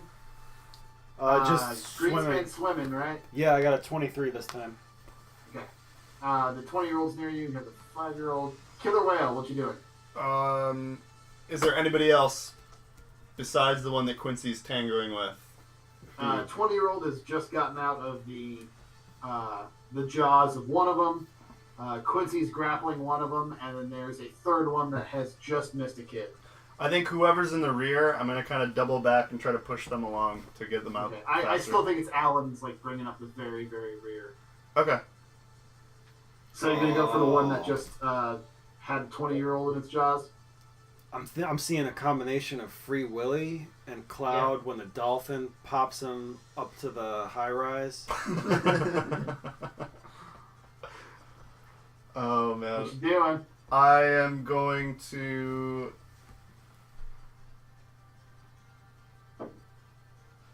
I'm just going to intimidate one that's closest to me. All right. I don't really know what to do. So I'm just going to swim aggressively toward it to try to scare it away. Yeah, I'll give you advantage because you're so big. Natural 2 and a natural 1. Oh! I mean, what? 2 plus what? Well, so total of 4. Okay. I think that's the one that you've already taken a bite out of. Unfortunately, 4 is not enough. You swim aggressively towards it, and it just U-turns back, and it, you definitely got its attention. You haven't scared it off, though, so I think its next target's going to be you. Cool. Terrence? You swimming?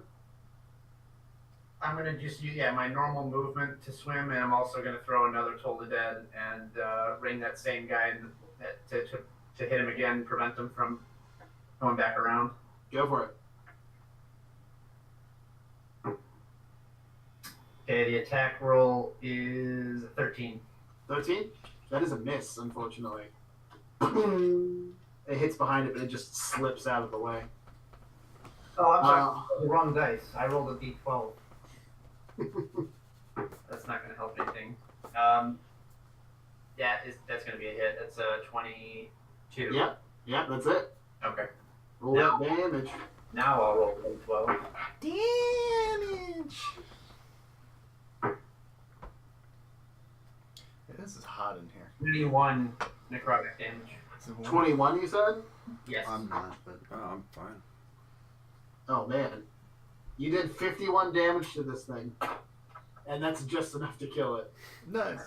The one, the outsider that was getting ready to turn back around and pick its target, you boom, and it just, it slows to a stop and just begins to float dead on the wake of the river. Their turns.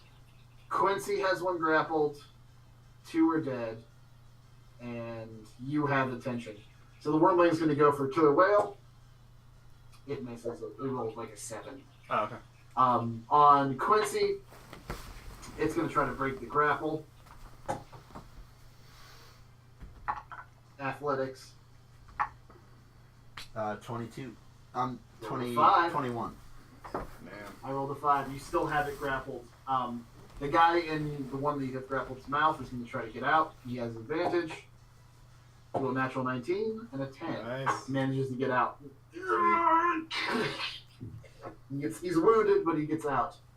At this point, the airship, you see spotlights on the bottom. You just hear boom, boom, boom, boom.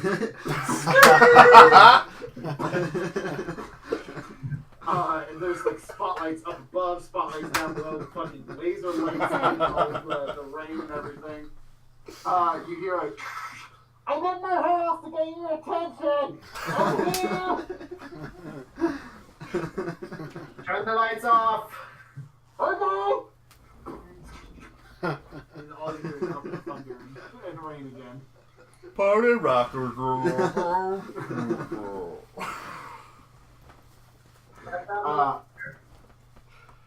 Everybody roll athletics checks if you're going to try to double move.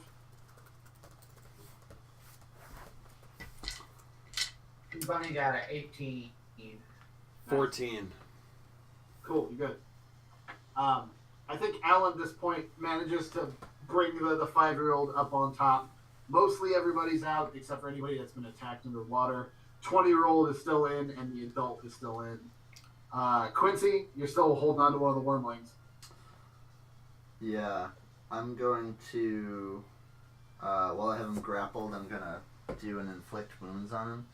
Ooh. I'll give you advantage on the attack roll because you're touching him already. Sweet.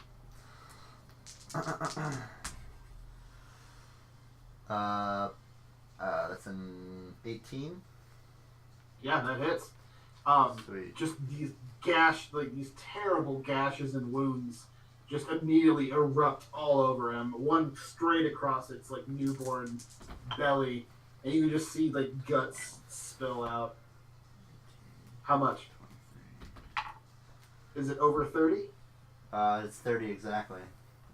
Yeah, you kill it.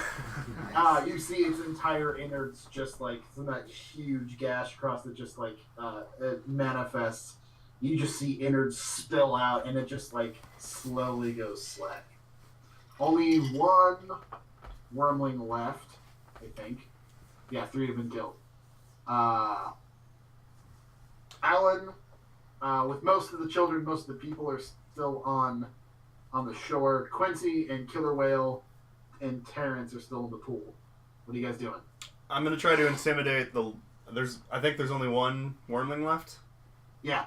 I'm gonna do the same thing. I'm just gonna try to bluster, try to get him to back off. That's good. 19.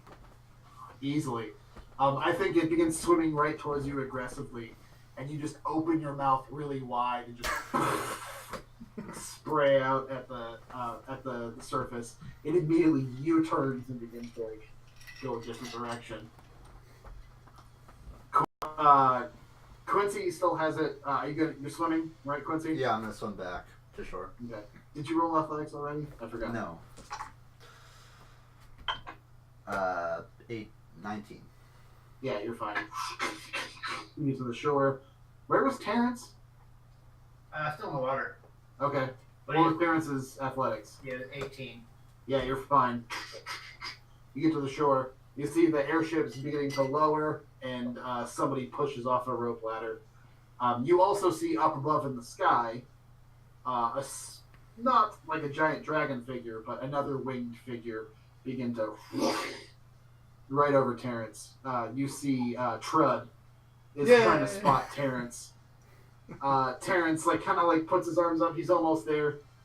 Trud grabs with his back legs and his claws, begins to try to fly and pull you up onto the shore. Nice. Trud then lands, pulling Terrence, just gasping onto the shore. Trud begins to get to the shoreline. He gets about chest level, just looking for threats. With his tail, he throws a few spikes into the water, just kind of aimlessly, but trying to get something. Ballstar, you're the only one left, and you've intimidated the last wormling. Alright, I'm just gonna go pick up as much speed as I can, double dash, try to jump out of the water, go back to gnome shape. It's so graceful. Hell yeah. You get 40 feet out from the shoreline, you just jump and then into Ballstar, and tumble, roll, and pop back up.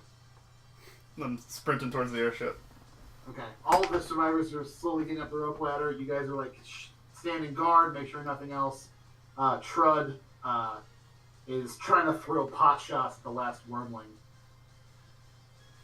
There's a rumble again. This time, not just a low rumble or a call. There's a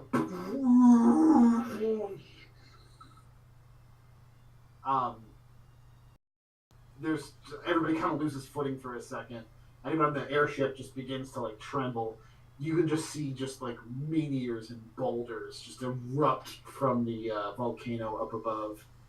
One gigantic boulder the size of a building, just you can see it arc and fall and into the center of the lake, just explode and steam. Trud immediately looks very, very he looks up, he's scared. He looks back at everybody else, and he just he gives out a couple little chirrups, and begins to fly up and try to run interference. as just lava begins to pour out of the volcano. Trud is gliding up, trying to do something. You don't know. Alright, start getting people up that ladder. Everybody gets up the ladder. Trud is just like kind of orbiting the airship, trying to protect as much as he can. You get up in the cockpit. You have you open up the cockpit. It's on the top level, and inside the cockpit, there's still just laser lights and fog, and he's like, I don't know how to turn it off. How do you turn it off? Just get in here. Alright, Pulls himself out. Terrence will take over. Okay. Terrence gets in the cockpit, shuts it down. And you just burn. Yep, getting out. The fang begins to burn as quickly as it can through the darkness and the rain. Behind you, as the light from the airship and the lightning cloud around it that powers it begins to like take off. All survivors get underneath. It's pretty packed. You lost 4 people. 3 kids, 1 adult. No, you didn't lose an adult. Just 3 kids, right? Wasn't it just 2? Definitely 2 kids bit it. Yeah. Oh, I'm thinking about a 20-year-old. Yeah, just 2 kids. All right, 20-year-old. No, a 20-year-old made it. He made it Yeah. out. He got Right. bit, but he got out. Yeah, 2 kids. You're just like skirting it. The only light between all the sheets of rain, and every once in a while silhouetted with like the thunderbolts back behind, you can see that giant mountain. And erupting from that mountain, neon streaks of orange and red fire just erupt as lava just like spills over it in a place you haven't seen. And you see big old mama just like rocket from it like she were like going into space. Crest out of it. Oh god. You guys did manage to get out in time as she explodes out of the volcano. It almost seems as like the volcano mouth itself expands, crumbles, is destroyed because she hits a big part of it and just becomes a landslide on one side of the mountain. You can just barely see her streaking as you guys just burn as fast as you can, as close as you can, and try to hide. Eventually, you guys are manage to outrun. She doesn't see you, but it seems that she's fucking pissed. Something's very wrong. The volcano is active way behind you, but you guys burn out of sight until eventually the volcano and all the orange streaks in the darkness begin to fade, and all that's left are sheets of rain. And every once in a while, you see lightning highlight the badlands that are a couple hundred feet below you. Alright. Ballstar's just staring out the back of the ship. Internal anxiety attack. That's a good place to take a quick 5er. Yeah. For sure. Yeah.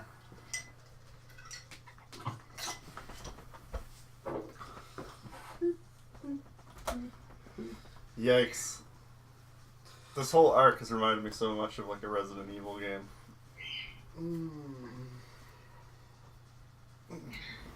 Oh yeah, with the puzzles and everything. Yeah. Mm-hmm.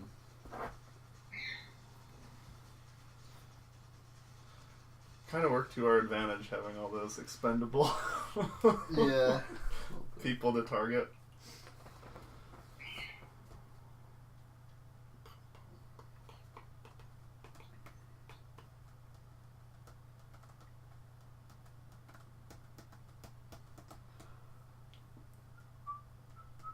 Is that an artistic rendition of Squidward on your shirt? Yeah, it's the portrait from SpongeBob. I don't remember that.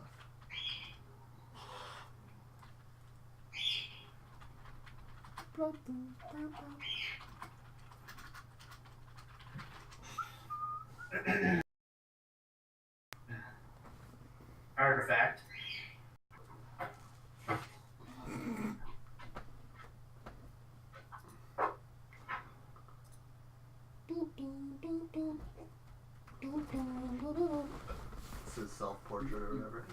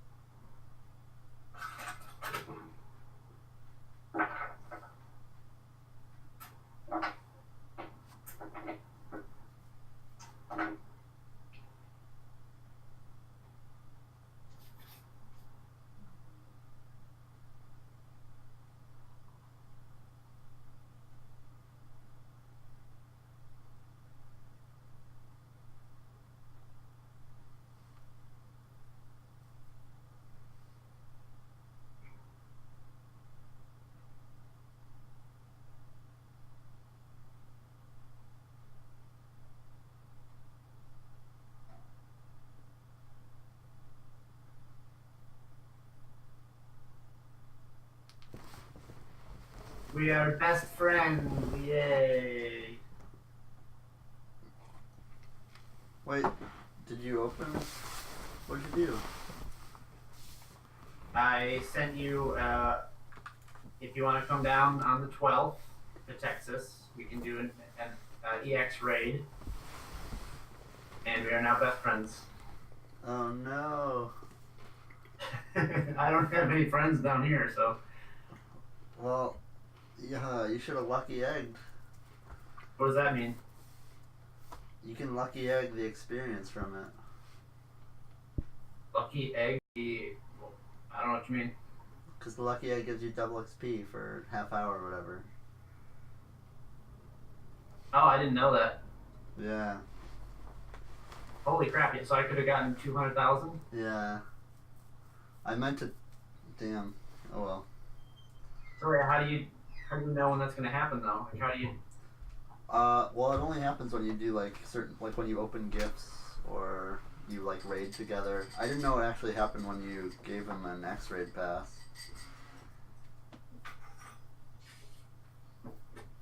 That's a bit of a bummer.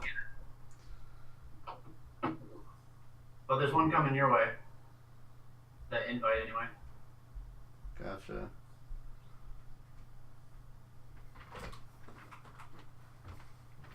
I probably won't make it anyway. The 12th. What day is the 12th? Yeah, it's a Tuesday, so I'm probably gonna be at work. Hmm.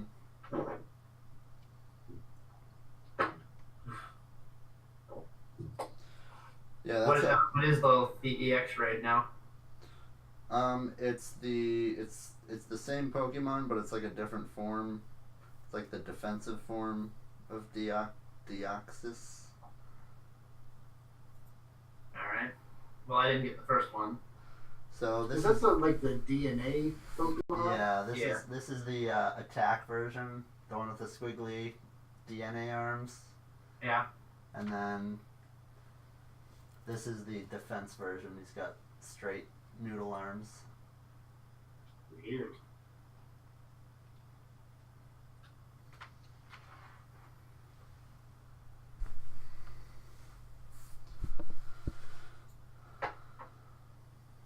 How do you get so many of these raids? I do a lot of raids. This is the first time no, this is the second time I've gotten one. Are you in like a raid chat or something down there? No, I don't like play actively. I take a walk on lunch break and I just catch whatever's around there. Oh, okay.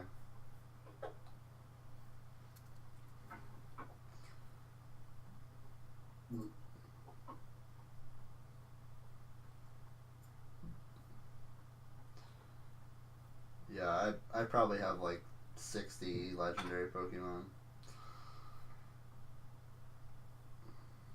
Yeah, I don't have any of the new ones. Except the flying one. The Latias.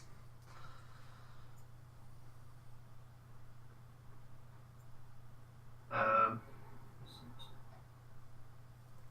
The one that was just in like a week ago. yeah. This one. Yeah, I just happened to catch a raid group going through on my lunch break. Yeah. Joined them.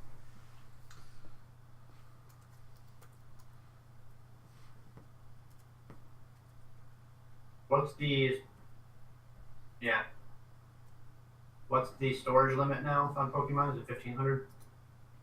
Yeah. I maxed out my bag and I've got 1,400 on Pokemon. Oh well. I only have 800. But I don't keep many.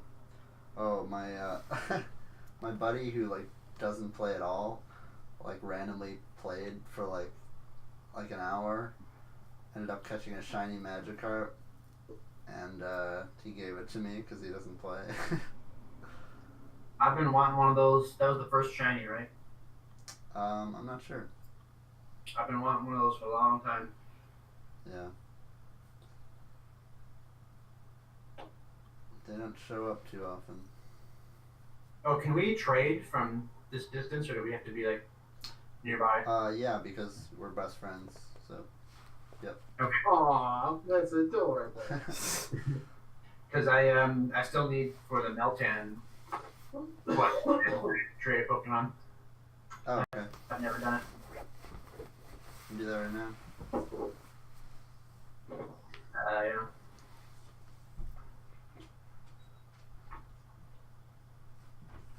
Is the distance going to penalize us? Nope.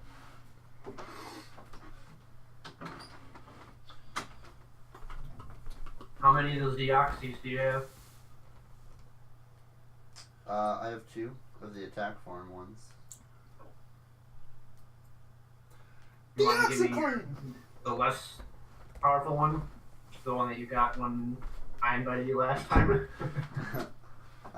We'll see how much Stardust it costs. Okay. Because I know if it's not in your Pokedex already, it'll take. It can be quite a bit. Oh.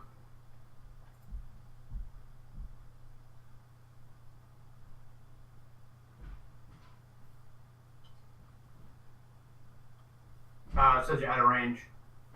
Wait, yeah, you do have to be near each other. Whoops. Sorry. Anyways, we can get back into it. Yeah. Well. Yeah. Next time I know I'm coming down up there is most likely in August for Taylor's wedding. Oh, cool. Oh, you're coming up? Cool. Nice.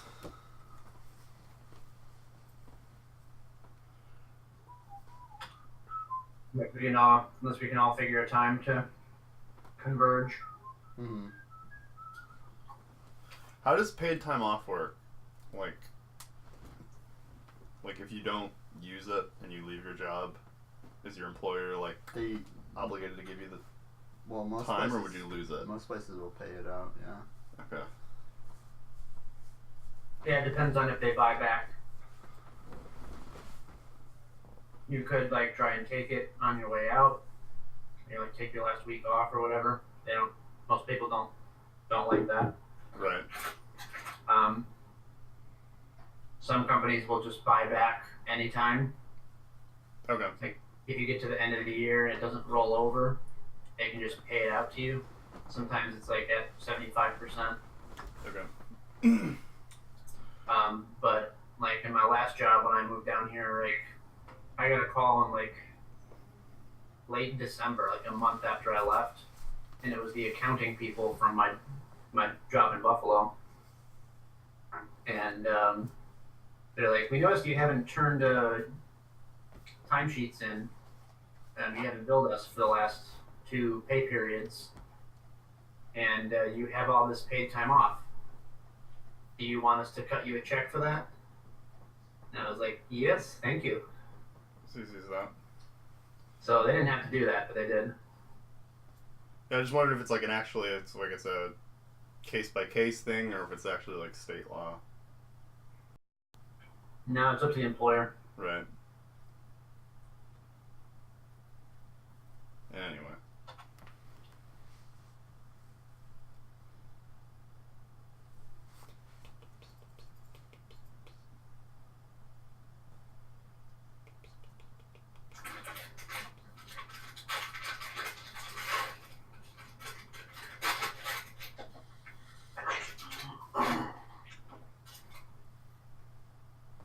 Okay. So you guys are on the airship, just balls to the wall, trying to make it somewhere. Where are you guys headed? We gotta drop the people off. Yeah, but where? They have nowhere to go. Wasn't there an orc nation nearby? Oh, the Yeah, Eldeen but I mean, Reaches? they're all mixed races. You talk to Rukia about where she wants to go, and she goes, I have heard of a rich forest to the south. Yeah, we've seen the forest. I can't speak to her. I think Enric can translate, at least. She goes, there's really nothing for us there. Back in the demon wastes, nothing grows. We're dislocated by generations. But If you there's guys, a place that grows well, We you happen guys to know are a place. used to labor. We happen to know a What? place where things grow very well. I think we need some hired hands for the estate, don't we? We could go check out how Val's doing, drop these people off. He could put them to work. We did hire some people, but yeah, I mean, we could always use more. Down on the farm. Yeah, we'll take them on. she blinks a couple times. I'm sorry. What? Farm? You plan on indenturing us further? I'm just saying, if you were looking for work, you're welcome. It would be a profitable situation for all. It would be fair wages. It would give you a hand. We could We could build a schoolhouse and use it as a launch pad. Where is this place? It's a good On a question. different continent. It's in a land mostly inhabited by gnomes. But there are humans and there are major cities. And you would pay us Absolutely. to do what exactly? Well, we are in the midst of a very lucrative operation. We make booze. It'd be like you'd be tending to the trees and the fruits and the process of making the drink from the orchard. She goes, booze? I'm not familiar with this term. It's a valuable, consumable liquid that people will trade a lot of value for, and it's made by a process that we process this fruit that grows on our farm. So you'll be tending to the trees and being trained in how to manufacture this drink.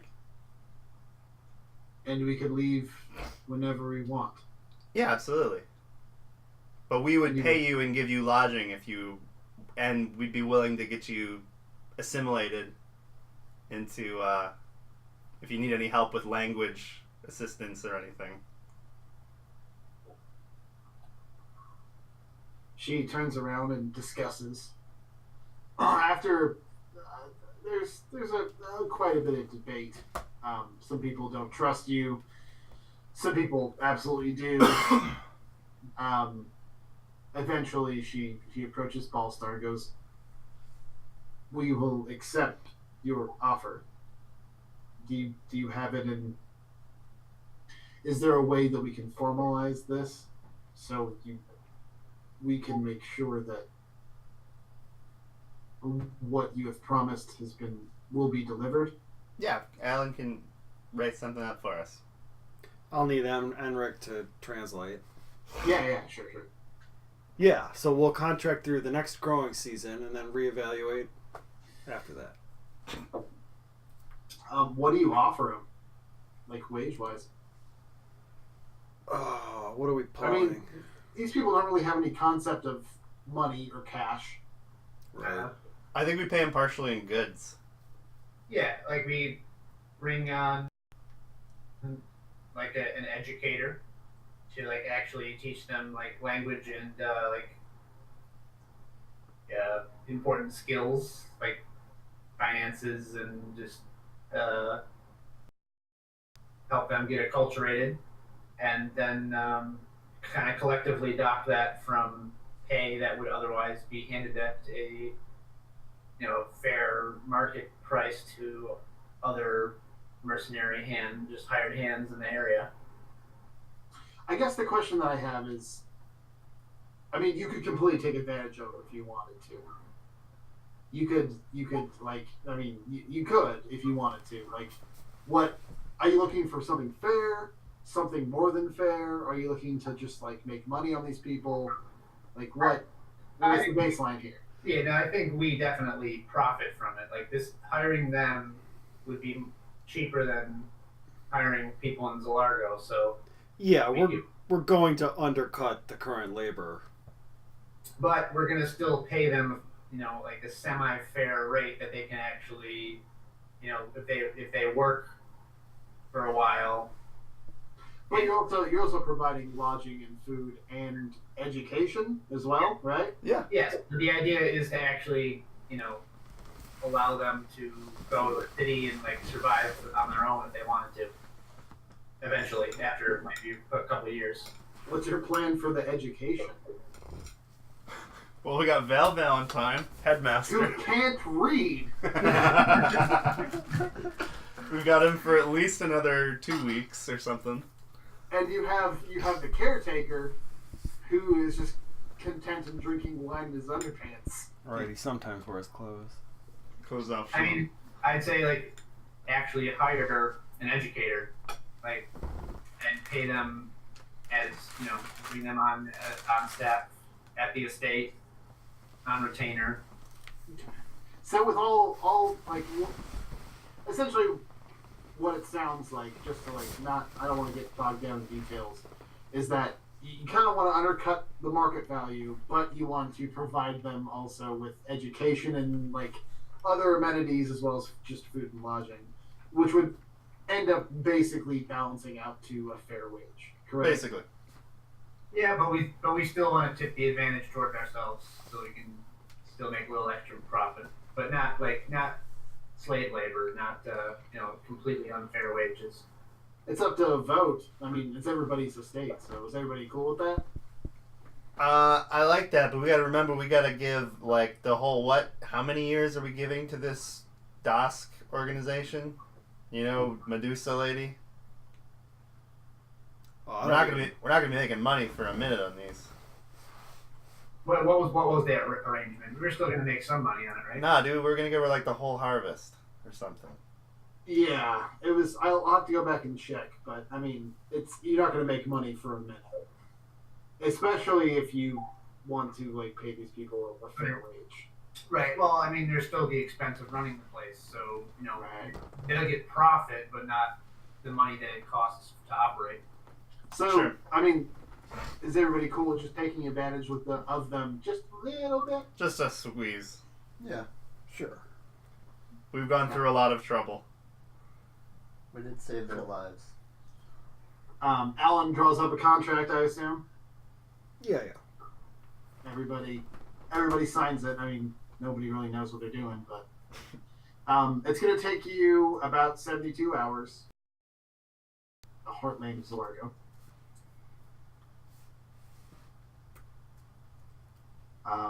Is there anything in particular that you want to do while you're on the airship?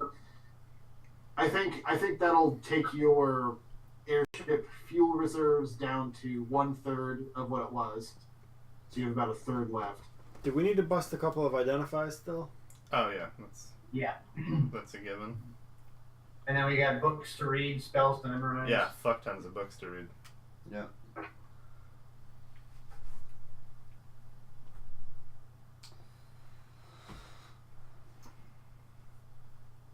Yeah, I'm gonna read my Little Snar's Guide to Magic for clerics. Okay. What were those spells? It was Holy Shape, Control Fire, and Produce Holy Water, I think. Yeah, that sounds right. Wasn't there a druid book too? Or no? No, there's a bard No, book. it was Bard. Yeah, bard. I might want to leaf through that bard book if Terrence doesn't want it. Yeah. Let me find these books real quick. Yeah, do you think?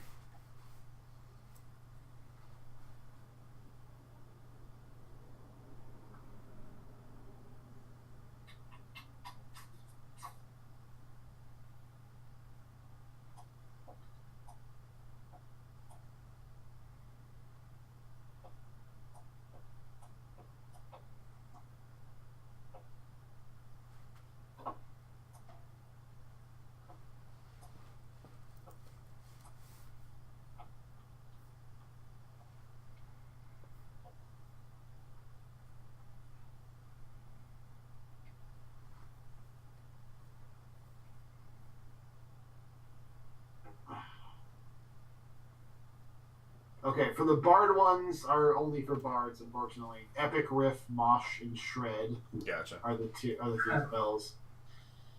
The arcane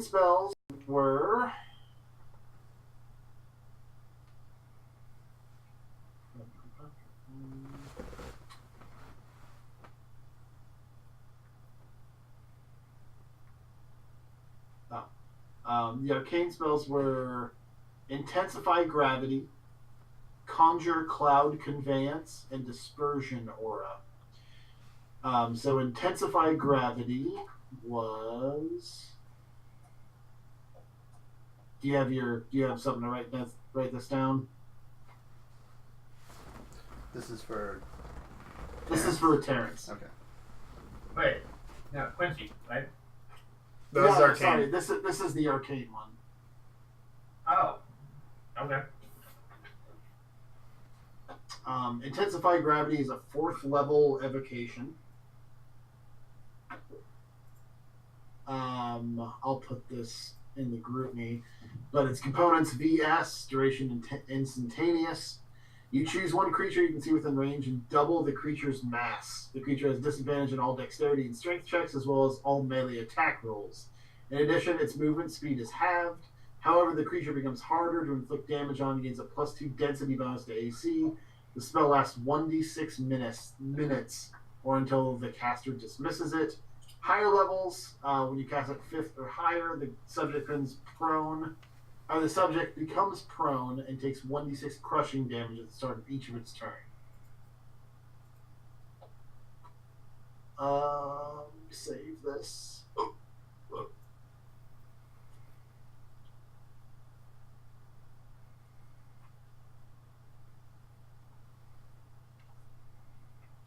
That was the 4th level.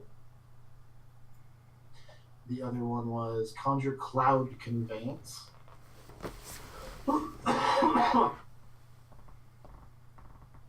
Which...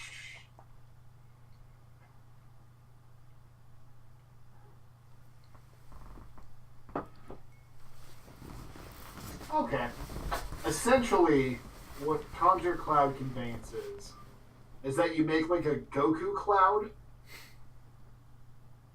Like a Nimbus? It's essentially, you kind of make a temporary flying carpet. Nice.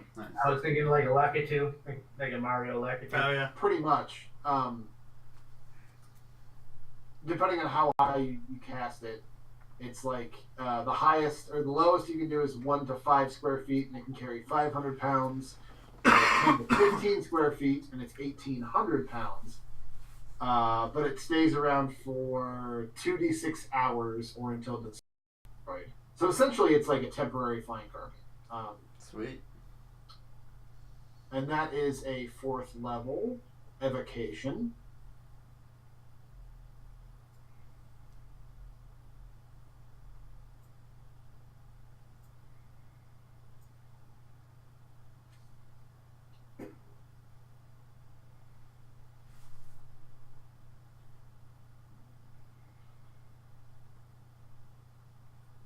And what was the last one?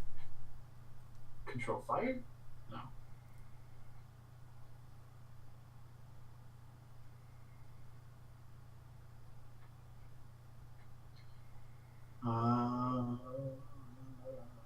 Dispersion aura. That's what it was.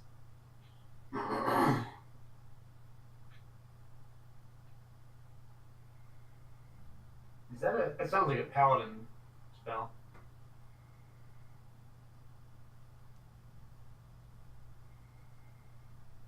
There's a typo in this. It's not dispersion aura. It's called dissonance aura, which is a 5th level enchantment. Concentration up to 1 minute. The spell creates a 60-foot aura of psychic dissonance centered in a spot you can see within range.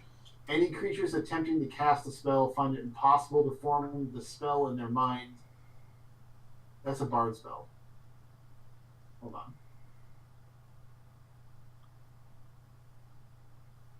It says dissonance aura. Or what did it say? Dispersion? Yeah, dispersion aura.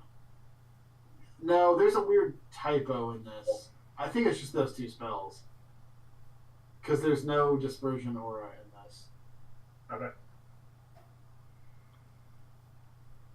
But it's enchantment, so it's...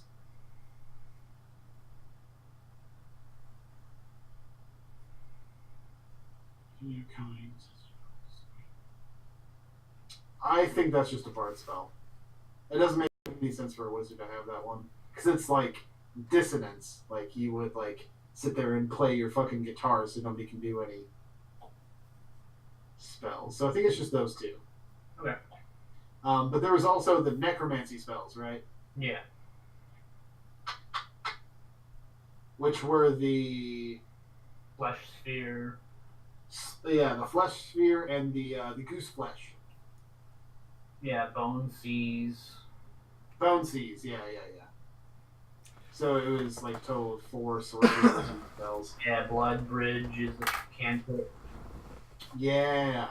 Where you can like put your health in somebody else. Yeah, you steal their health. Mm-hmm. Okay. So Little Snars. Holy was Control Fire, Create Holy Tonic, and Holy Shape. Control Fire. Holy shape! What's wrong? Holy shape! Oh, Holy Shape.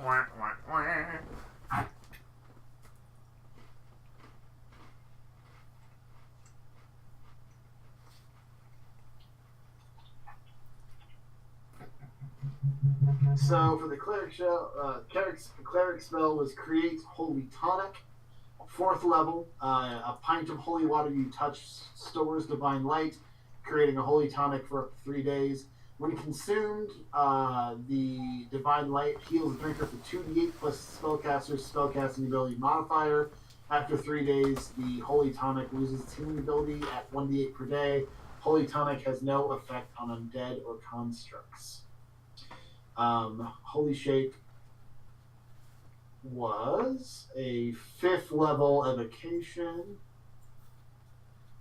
which is 1 action, lasts for 1 minute. You channel the raw power of your deity through you and begin to grow bright white. Your torso sprouts 2 new arms, and you grow a 3rd eye from your forehead. For as long as the spell lasts, you can now cast 2 healing spells per turn, and your stats become the stats listed below.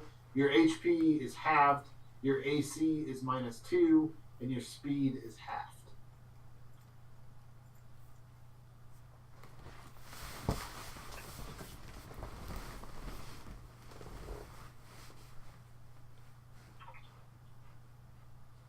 I'm making snips of all these right now.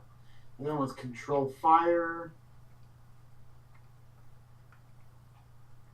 which is 4th level. Until spell ends, you control any flame you can see that is a cube up to 10 feet on one side. You can choose it from any of the following effects. You can enhance it to cause it to swell 10 feet, blaze, which causes it to double in heat and deal an extra 2d6 fire damage, or you can illuminate, which is you cause the flame you have chosen to quadruple in intensity and blind everyone in a 100-foot radius. Jeez. But it has to be a fire of 10 feet in a cube. Alright.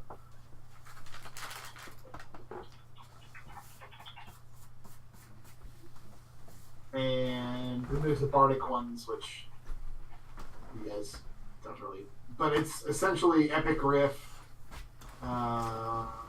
You bring somebody to tears, and they become incapacitated. And there's mosh, which gives somebody like a charge attack, and the inability to cast spells. And then shred is you deal 48 sonic damage to somebody. And that's really it. Okay. Are I'll you put it in gonna... the group meet Okay, as soon cool. as we're done. Sweet. Anything else you guys want to do? I had You want to identify other things, right? Yeah. Yeah, all the stuff we found in the cabinets, for sure. So, what are you guys missing? There's still the bandana, the tongue necklace, and the thigh bone. The bandana is a blindfold of dark vision. Something that you put on your head, you attune to it, but you pull it down as a bonus action, and you gain blind sense after 30 feet, but you are blinded.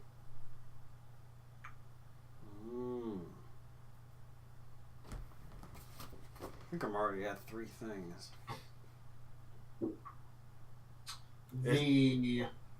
The tongue necklace allows you to cast comprehend languages at will. Whoa. Attunement? Attunement, yeah. Okay. What was the other thing? The thigh bone. The thigh bone. The thigh bone looks to be a gigantic weapon that deals plus 2d8 bludgeoning damage whenever you hit somebody with it. It does require attunement. So it's like a big club. It's a giant fucking club. It's a lot What kind of damage does it do? That is a ton. Bludgeoning. Imagine critting with that. Is that on top of like the regular giant club damage? Yeah, it's a plus 2 weapon. Bag. Oh, plus 2. Plus 2 weapon that deals an additional 2d8 bludgeoning damage. Holy crap. Wow. Is it a great club? What would you call it? It's a great club. Okay, I can't use That's that. crazy. It's a lot of damage. That's a hell. Like, what is a great club? You Does have roll? to have a strength modifier of 17 or more. Gallifrey's +2, right? Yeah. So it'd be like that, but you just add 2d8 to all of your attack rolls with it. If you're in melee. Yeah, that's pretty cool. That's a lot. Needs attunement though. How do I know if strength is 17? Yep, you have it. Yeah, because you have plus 5. That's 20. You Oh. strong. Great club. Where is it? Is 2d6, I think? If not, it's 1d12. No, Great Club is 1d8. Really? So it would be 3d8. It's only 1d8? Really? Yeah, it's a simple weapon. I guess that makes sense. Yeah, that's pretty good damage. Imagine critting with that on top of all the other crap you do. Right now, I'm doing 2d6 plus 7. That's pretty good. You'd still get the plus 7 because it's a plus 2. Also, in case you missed it, Waldo's wand does that weird attunement spell thing where it's random. Can be really good, can be really weird, can be really bad. That's the cracked wand, like the Yeah. hairline fractures. There's also the eyeglass, which allows you to see any book when it was written and who was it written by. Also, it gives you a advantage on any sort of appraise checks to see how much something is worth. That's pretty cool. Does the big club have a name? Eyeglass is no attunement. The wand is attunement. Does the big bone club have a name? Yes.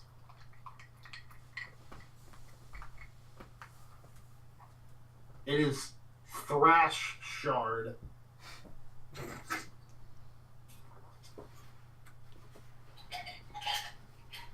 Yeah, that's pretty tempting. So I got rid of the stone knuckles. So I got Spy Bow, I got Sword of Galifar. Oh, and then I probably just kept Leonard. Sword of Galifar is kind of redundant, though. If you have the Spy Bow attuned, because like the Sword of Galifar is pretty much a bow and a sword together. You know what I mean?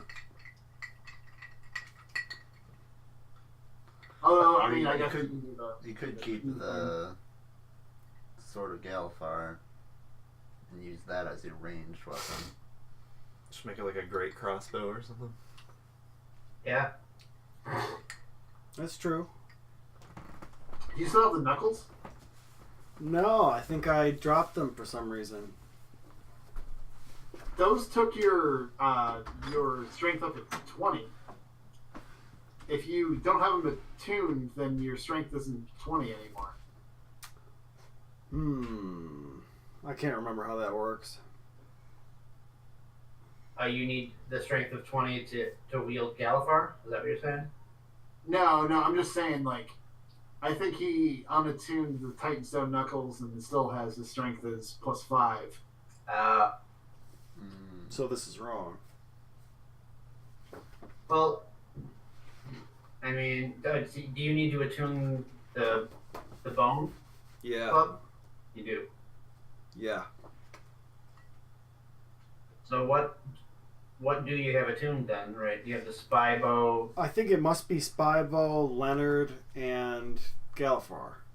Okay, but you have. Oh, because you've been using that initiative bonus, too. Uh, Yeah. I Leonard don't. gets the initiative bonus. I Yeah, have. so take your if you don't have the Titan Stone Knuckles equipped, then your strength modifier should or your strength score should only be like 16 or 17. Okay. It shouldn't be 20. How do I know what it's supposed to be?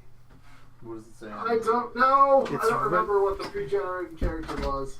There's a 20 written in, but I can't tell what's underneath it. Is it a 17 or something? Oh, I left it. You left it blank. as a 1 because I think Oh, figuring we would write in. it could have been changed. Yeah. What are the believe- other stats? Natural, because he doesn't have any dex bonuses or anything, right? He has a high dexterity. Yeah, that's what I remember. He was very good at dex. Yeah. I believe But he it's, didn't have the highest strength. I It was like believe- 15 strength or something. yeah. Well, he put in abilities up into strength. So 16. 17 probably if you've leveled up twice Yeah, it was and you're able to do it. it was probably So you 17. Yeah, let's call it 17. So you have a plus 3 bonus to strength if you don't have a Titan Stone Knuckles Okay. equipped. Which would take it down to a plus 3 instead of a plus 5.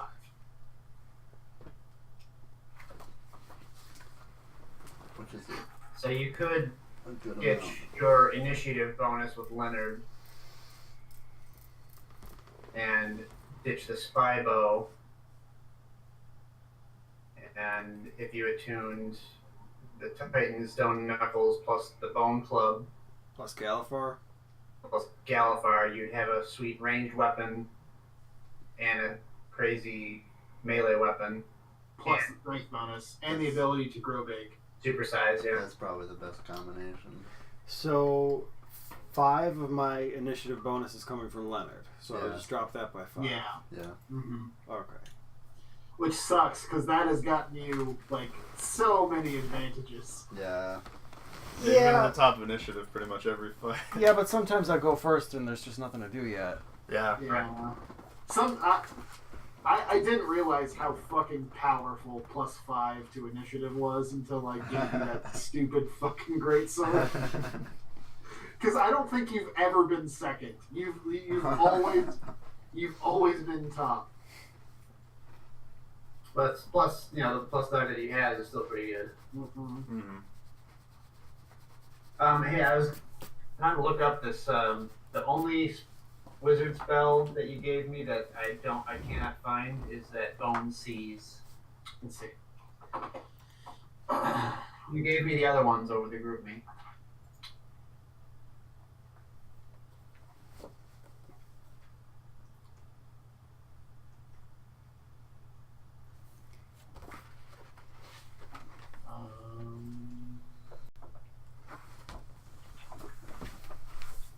Are you gonna use that ebony staff? Might as well. There was another staff as well that we did not identify. We got it earlier. No, that was the python staff. Oh, the Python staff. That's right.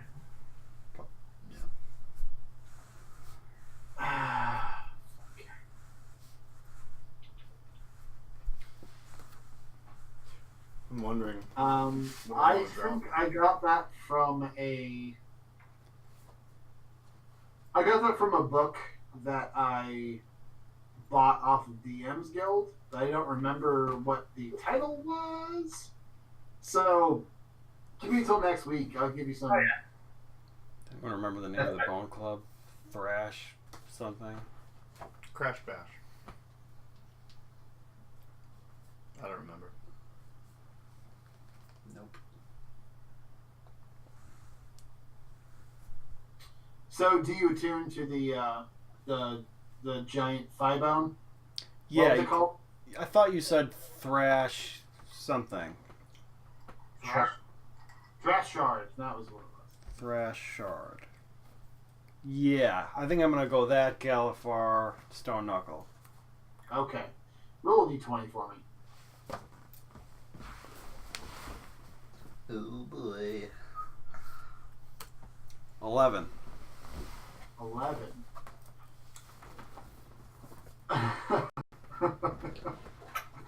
So this is permanent. You you cannot unattune this weapon. Wait, what? The club? The club. Oh my god. When you draw this weapon, it cannot be put away or dropped until it has damaged a creature. While the weapon is drawn and hasn't dealt any damage yet, you cannot be disarmed. In addition, Wow. any ability checks you make which require use of both hands are made with disadvantage. Okay. Oh boy. So you can't redraw the weapon until you've done damage with it. Cannot redraw. Can't stow it, you mean? Yeah, it is. I'll read it again. When you draw this weapon, it cannot be put away or dropped until it has damaged a creature. That's cool. However, while the weapon is drawn and it hasn't dealt any damage yet, you cannot be disarmed. Any ability checks you make, which require the use of both hands, are made with disadvantage. Okay. So this is the initial draw in each encounter. Anytime he draws that, he can't put it away until he damages somebody else. Alright, well, that's not so bad.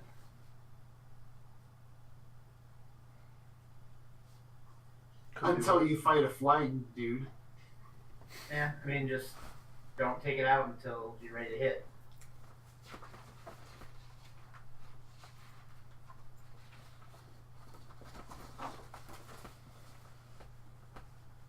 Oh, that is limiting, because sometimes I would pull a sword, but then a thing flies away, and I would just pull out the bow. Right. So you gotta bonk one of your teammates. It could have been much worse. Yeah. I think the really, really bad one.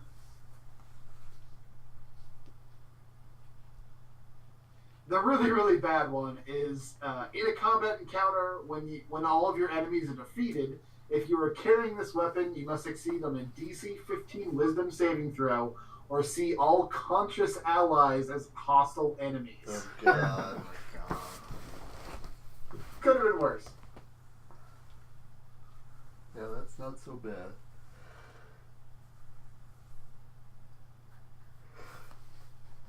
Alright, so we gotta drop Emmerich off. And he needs to select his prize. He does.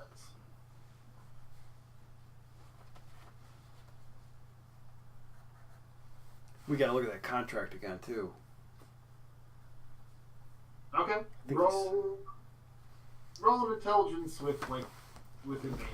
I think he's stretching things. Intelligence. Ah, shoot. I'm gonna lucky out of that.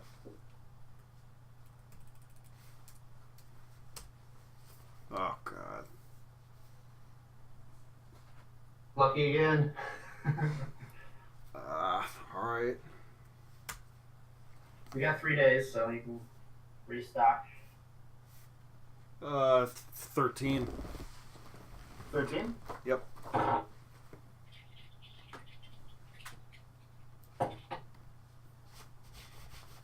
You read through the contract, and weirdly enough, there is loopholes in it that never specifies the specific amount of items that he is to claim.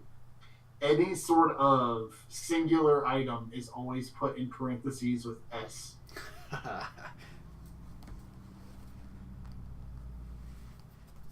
You go over the contract and you sit him down in one of the only private room on the airship, and he just kicks up his feet and puts his head in his hands as you read it. There's 2 items.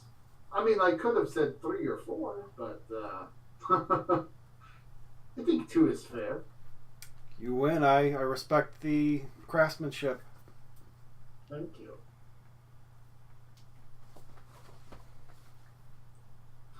So, I think first off is the spyglass, which I would like. And I would like to make my decision in an hour for the second one. Take your time. Thank you so much. He takes the spyglass and you have laid out all the items that he can choose, and he looks through all of them with the spyglass. Still with all the silver in his bag. Let's see. What is he going to choose?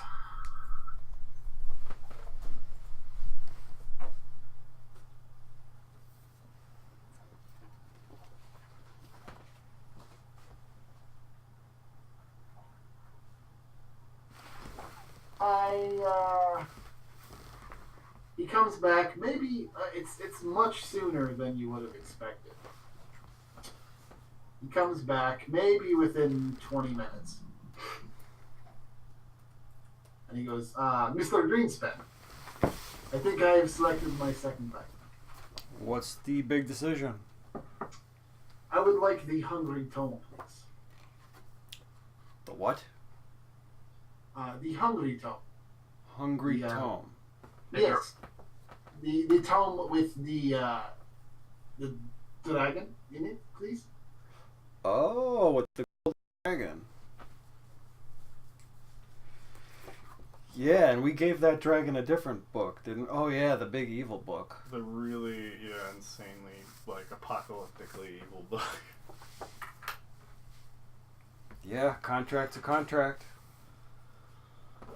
Now, is this considered an artifact? This book? Oh, yeah. You're not quite sure. Because it contains a golden dragon. He is aware of that because you dragged him into it. Yeah. Because we definitely specified that an artifact would not be eligible. Would not be, well, but it's not like an artifact. It's just like a very powerful item. He goes, what? I mean, here's the thing. If I write something in writing saying that I will not release the powerful book that you see, because I guarantee you, I do not want anything to do with that fucking book at all. I just think that maybe this tome would be profitable in my endeavors. If I ever come across any other sort of books, maybe I could sell it to Mr.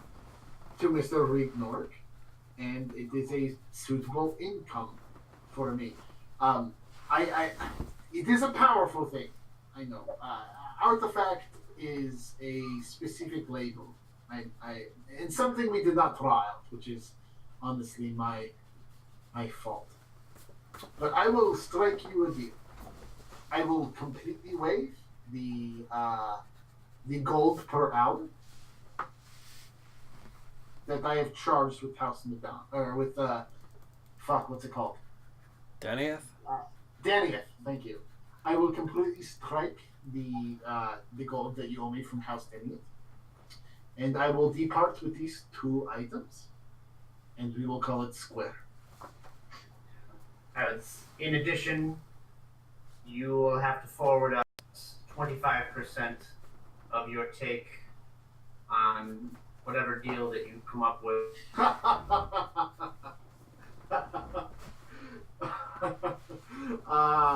No, 25 cents. I don't think I can do that. However, I am willing to give a little bit. If you give me a call, I will let you and Rignork consult with each other without me there. Yeah? You can sell to him. I can sell to him. No percent is really needed in exchange between us. He will buy from you. He will buy from me. we are both happy. You just simply sent me a message, and I will make my way to it. So this Is he talking about the dragon, Regon? Yeah, Oh, okay. you can sell. You can sell to Rignorg. I will sell to Rignorg. I am not giving you a percentage of the things that I sell to Rignorg, but I will give you free license to sell to him without me taking a percentage of the book that I own. I like Does that it. sound fair? Terms sound good to me. Sounds like a fair business partnership. Fantastic. So where are we currently headed? We're heading back to Zalargo, around there. Where do you want to be? Maybe we could drop you off? Zilarco. Are we going to a major city? I think we're going to be outside, You're in the heartland of Zilargo, so it's not near a major city at all. Okay. And Usador told us to meet him at the estate anyway. At our place? Okay. Let's see.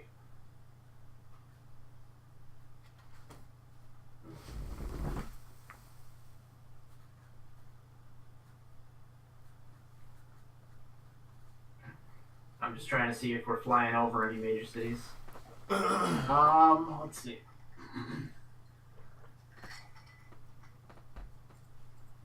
How do I know the attack bonus for a great club? It's your proficiency plus your strength. And then Then plus 2 because of the magic item. should be the same as the Sword of Gallifrey. Yeah, it is. Major cities.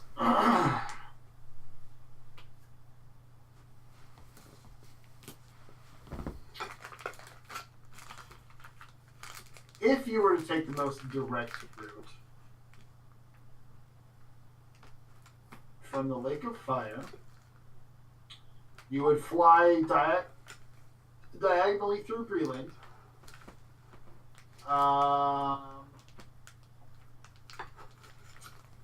Probably hit the middle of Greenland and then go south. Yeah, see, you're in Zalargo, you're near in the center, which is like a crossroads called Quesk, which is a very small town. Zolenberg is on the far east side. Trollen Part is on the far south side. Zolenberg being the ones bordering the Seawall Mountains, which is the pass with Skullgorge Pass and everything. He goes, it's major cities, it's okay. I think, if you will allow, you say you have a vineyard? We do. I am, I'm not going to lie, I like to drink. I will not spare you any more gas. If you allow me to maybe stay at your vineyard for a little while, I will make my way from there. Maybe set up a small place there. I do not have any connections in the local, but I could make maybe a few if you would be so kind as to maybe if you have the space, of course. Plenty of I space. could set up shop for a little while. Maybe make my way to one of the major cities at some point. Yeah, come That- along. Why don't you go ahead and take your time and relax and enjoy the stead? And while you're there, we might charge you with establishing a curriculum or hiring a proper educator for these refugees. His smile just becomes huge. He goes, I would be happy. I must say, you are one of the most professional groups I have traveled with. Enric is very humbled to make your acquaintance. Please keep me in mind at the meantime. We're good at what we You do. have made the friend with Enric and also House Daniel. I would put a good review. 5-star. 5-star. Well, we will see how good your wine tastes. It's different. Yeah, I don't think we even know, so buckle in. I was a sommelier before I joined up with Damien. Oh. But yeah, we will talk. We will talk. I will talk. We will talk about wine. Our wine is it's a very secretive operation at this time, and your discretion would be very much advised, as the fruits that we are harvesting come from interdimensional aliens. He puts his hands up because the utmost secret, I swear. His tail comes out from his back and crosses his heart. He goes, cross my heart, hope to die. And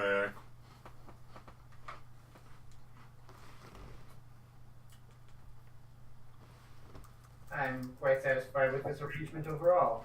Me too. You have become one of my closest friends. Thank you so much. The dragons were much, but I don't truly want to make you angry because you killed most of them. So I am happy to be of service. So many monsters. So many monsters. So many monsters.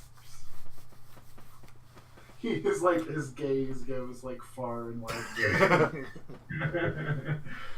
1,000-yard stare. Yeah, you're not gonna forget this one for a while. Hell no. 9 hells no. Anything else you guys want to do on the 3-day trip to Zalargo? I'll probably write what's the formula for making a potion or a scroll? Like a day per level or something? Yeah, it was... Yeah, 24 hours per level of the spell. And there was also gold. There was like material component cost as well. I want to say it's something like 100 gold per level or something. Yeah. I think it's more than that, but we'll for this, you have access. You don't have like a full kit here, so we'll limit the amount of like potions that you can make here to maybe 3rd level. Yeah.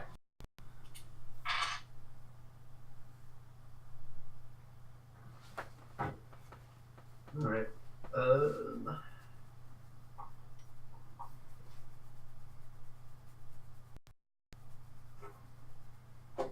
Were there any other magical books? Let's see. Are there any that you remember? I've got.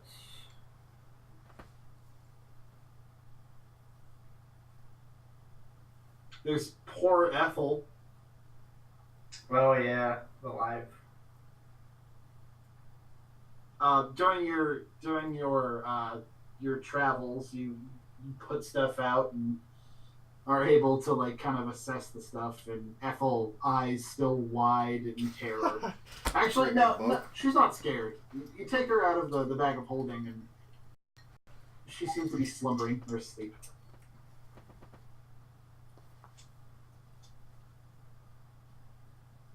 Okay. I want to see if she's still in a state of constant torture and terror. Do you try to wake her up? Yeah. How so? Turn down for what?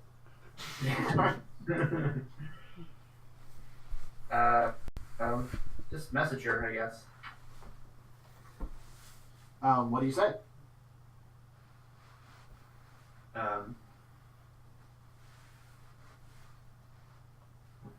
Yeah, Ethel, can you hear me? Her eyes kind of like slowly, sleepily open from the book that you have on the airship. She looks around for kind of confused for a second. She messages back. She's like, "What? Are we out?" Um, yes, we are safe now. We've extracted. We've put down all of the necromantic powers, and we've extracted you and some other survivors.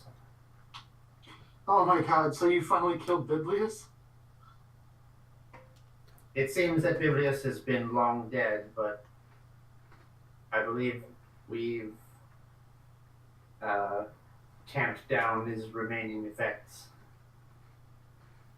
She looks like her eyes kind of look like side to side, like she's thinking. I mean, if Biblius was dead, I wouldn't be a book anymore, right? I don't know if that's how it works. Unfortunately, your body was beyond recovery. Her, like, she just, like, goes, like, solo. Did you see him? Did we see Biblios? She kind of, like, she doesn't nod, but she goes, yeah. No. We,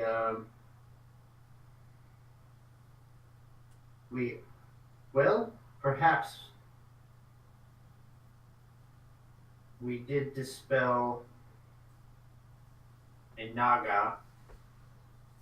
No. That wasn't Biblios. That was the people that attacked Biblios. That was the whole reason Biblios was sunk. You didn't. Did you kill the history? Did you find Biblios? You didn't? His book? You know, which book? Can I see it? Yeah, I'll pull out the book, his journal, and his book that was recording everything. Okay. Pull his journal and the book that was recording everything. She kind of looks it over. You thumb it in front of her. No. That the book that you pulled out of whatever, like that symbol in front. It says first try. Yes. First try. I don't think a book like that could manage to sink a city and make everybody abominations. I pull out the other one, The journal. yeah. She reads through it. She goes, I know he was crazy, but I mean that's before the first try was made. I pull out the necromancy book. I don't know what that is. I was just a student. It's somebody else. I'm sorry, I can't help you with that. Well, this seems to be the source of the necromantic energy. The spell book? Or the mage that casts the spells. She looks confused. She's no. Biblius was building something deep in the layer. It was something that was able to sink a city. I don't think it was a spell book.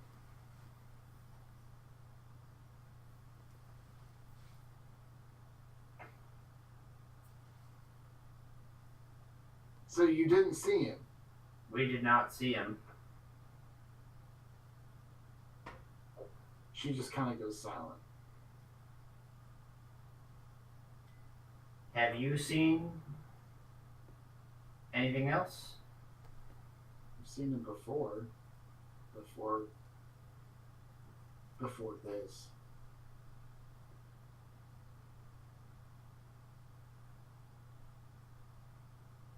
I think you just want to go to sleep now.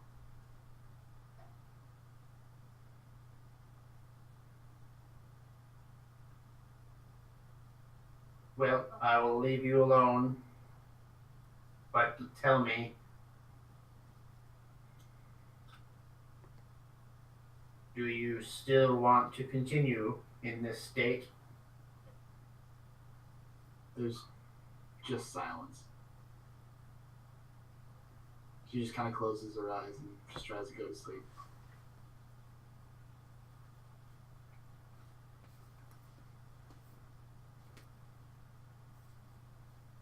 Okay.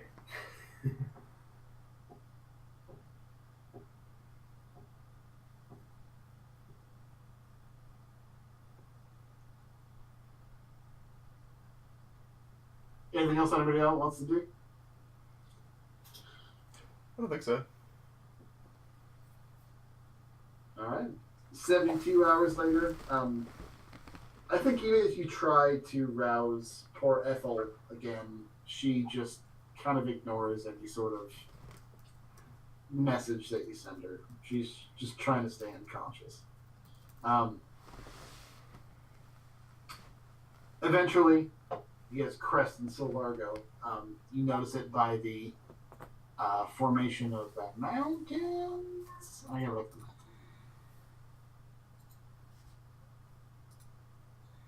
Eventually, you crest the Howling Peaks to the south of Greenland. Something that you do recognize. Large set of mountains that have kind of turbulent storms that are constantly kind of surrounding it. Eventually, you crest the Howling Peaks from the north of Zilargo and into the Heartland.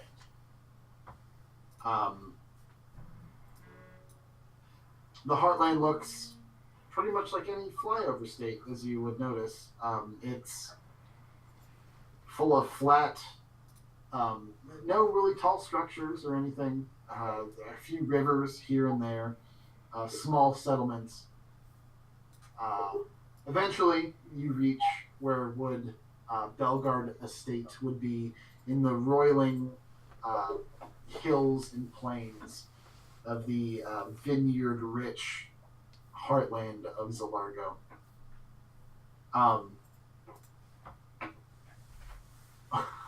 Before that happens, I just want to take a quick vignette. If we could just take the camera, maybe I don't know, 2 or 3 weeks beforehand, before all this happened. You see a couple of dusty boot prints on a rural road, just kicking up dust. Boots too large, on some just dirty denim jeans. As somebody is just kind of stumbling through a rural landscape. Camera kind of pans up. You see these kind of torn jeans left into maybe a once white shirt that's just covered in road dust. The vest over it, utility pockets that is just covered in dust as well. The camera pans back up to someone with just greasy blonde hair, just all in front of his face, thin frame, stumbling. In front of him, this man seems to be holding a book, a thin, wide book, as he's just mumbling to himself, A, B, C, F.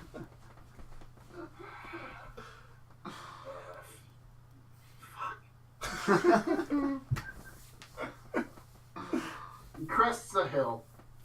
There's a small, maybe a picket fence that has reached maybe around the property at one point, but it's all fallen to disrepair. This fence has kind of gone into an iron gate on this dusty road. There's just plains to each side, just small little plots of trees in the distance. Every couple miles, you see a pond. Kind of crests through this iron gate that's just left open. It says Belgard Estate. One of the gates has just come unhinged from one part, so it's just digging into the dirt. The other one's just completely open. He slips through it. He steps in. There's just there's a series of buildings, all kind of square, squat, put around a creek that kind of flows through the entirety of Belgard Estate. this man with the greasy blonde hair takes a couple steps. His eyes kind of go wide as he brushes it back. You see Val Valentine. His eyes go wide. He takes a couple more stumbling steps and just begins like jogging at a run as he collapses in front of a well at the side of one of these creeks. He begins immediately lowering one of the pulleys, bringing up some clear water, and just begins guzzling it. Just collapse. He sits down, crouches, and then just lays against the well, just it's like this ladle, just taking ladle after ladle. You hear, "Hey! What the fuck are you doing?" There's a spray of bricks and fire off the well. As immediately Val Valentine stands up in a position, fists out, as on a crest of a ledge, on one of the broken fences, there is the caretaker, just completely nude, except for like some underwear briefs. In one hand, he's got like a crusty baguette, and the other hand's holding out. He's got a firebolt ready. So whoa! Hey, I gotta get in character. Hold on. No. Wait. No. Don't hit me. Who the fuck are you? Another one. God damn it! No! Stop! That's just a little vignette of him approaching. Oh. Yay! Oh man, that was You great. guys reach Belgard Estate. You can actually see like there's a whole bunch of acres of fields that should be taken care of, but it's shrunken a lot. A lot of the fields just overgrown. There's a few squares of land that are nice and tilled. But you guys land the airship just kind of in the center. You have a little fountain area. There's like a small there's an area for like a stable that's just kind of gone to shit. There's like a little blacksmith shop that's just gone to shit. There's a kind of a series, a row of of buildings that was maybe once like the worker housing. Nobody really lives there at this point. There's a few gnomish people that are kind of going around. They've built a small community. There's maybe at most like 10, like 7 to 10 people. Everything's still overgrown. Again, there's this huge creek that runs through the center of it. And then beyond this little center area, or at the very peak of like this hill where all this stuff is the manor house. Again, you remember at the bottom of this hill, at the bottom of that fountain, where this estate once, when it was good, when it was in its prime, there's like a wine cellar. You go down, and to the left and right, there's like places to store and age wine. But you guys found an alchemy workshop and a teleportation circle as you busted down some loosely boarded wood. There's a couple people milling about. You see there's like a small cook fire in what used to be like the blacksmith shop. Somebody's making stew. You guys land the airship. People just kind of like flow out, seeing that the dust is kicking up everywhere. The manor house is just completely in disarray. You see a lot of the windows are just completely boarded out. The front door is like the screen door is just like hanging off its hinges. The actual front door is closed. The door flies open. A man in a pressed white shirt, a gnome, comes running out, waving his hands, trying to scream over the sound of the airship landing. And there's just kind of people like milling about in the town square.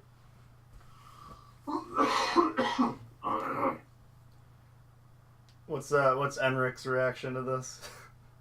Is he just Eric is like, this is where you grow the wine. It's a fixer-upper. We kind of just picked it up a couple of months ago. Oh, you haven't started yet. We've got a little bit. We've got some starter trees going. Actually, we have a whole. Didn't we grow a lot of them? A lot of trees. You had a fair amount. Okay. He just okay. Okay, and that's the manor house where I would be staying. Yeah, we'll help out. We'll get the place a little bit, more presentable. But you're welcome here. I guess I am stuck here, so sure. You come out. You see, I cannot remember the caretaker's name. I have in a different notebook, but Hey, it's somewhere. Deso Finequar. Yeah, Fine Quad. Fine Quad? Yeah. Deso. He comes out wearing fine pressed shirt. They still buttoning up. Still no fucking pants. Just big old boots, no socks. Waving his hands. You guys land in the center of town near the fountain that's all broken and shit. You guys all kind of disembark, and some of the slaves get out and just look confused. He goes, "What? Hello, welcome back to the Valgard estate. Where have you been? You sent me some idiot from England." Yeah, we're thinking he's gonna be really good, middle management. We just gotta find a place for him.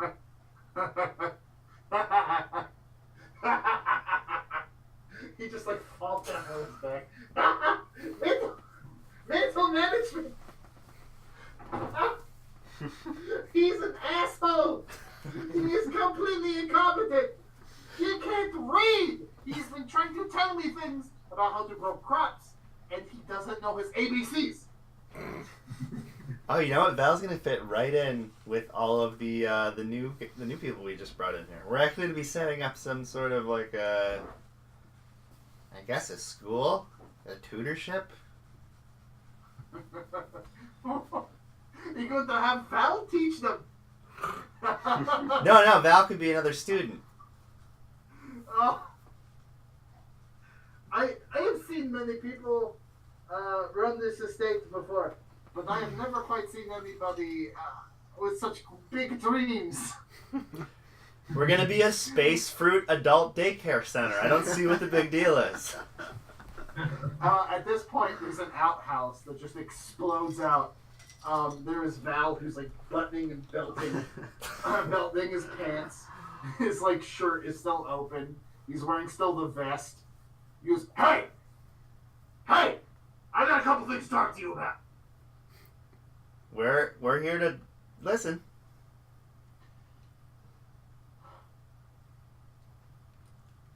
You put me in charge of this estate, right? I'm in charge. I've been trying to run this, and he won't listen to me. The whole time, I do not understand the things you are saying. Is he speaking common?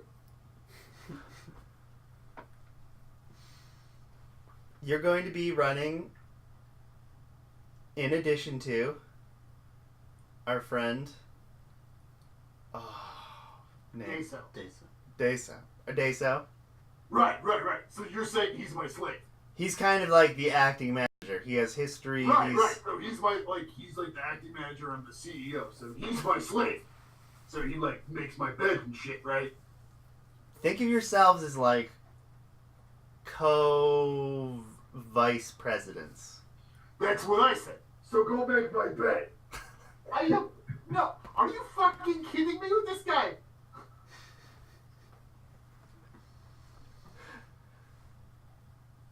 I wrote down that we captured him, but made him work the fields instead of killing him. Right. No, you gayest him for 30 days.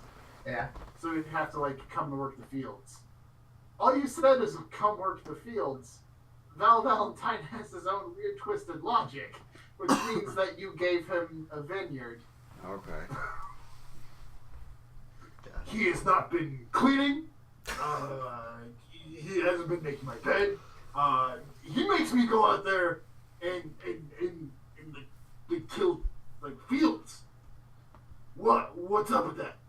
That's the You told arrangement. me to come here and learn how to read, so I could put things in the dirt. I did it. Things aren't growing. You guys bought a shitty piece of real estate.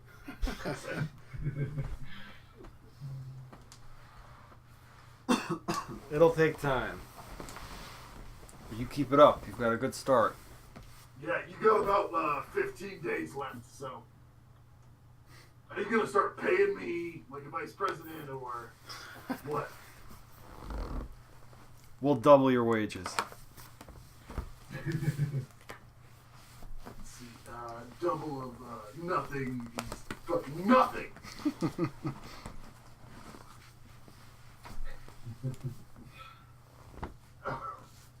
So anyway, there's contention. Everybody's inept except for poor Queso, who's trying to like keep everybody in line. A whole bunch of new influx. We can go into detail that next time, but what's your plan here, boys? Well, You're here resting for a little bit. I'm hoping to see Usador before too long. Yeah. Deso says he hasn't seen him yet. He doesn't know who you're talking about. Then I think we just kind of hang out. I think that's Get Usador. the operation in order and wait for Usador to show up. Just work on the vineyard a little bit. I think we should be actively looking for Usador, but yeah, I think we got to get the. If the world exists beyond 2 months, we got to make sure we have something to give these Dosk people. I'll tell you, Deso and whatever workers that you did hire here, generally, most of them, I mean, they've all been here for the last month or so.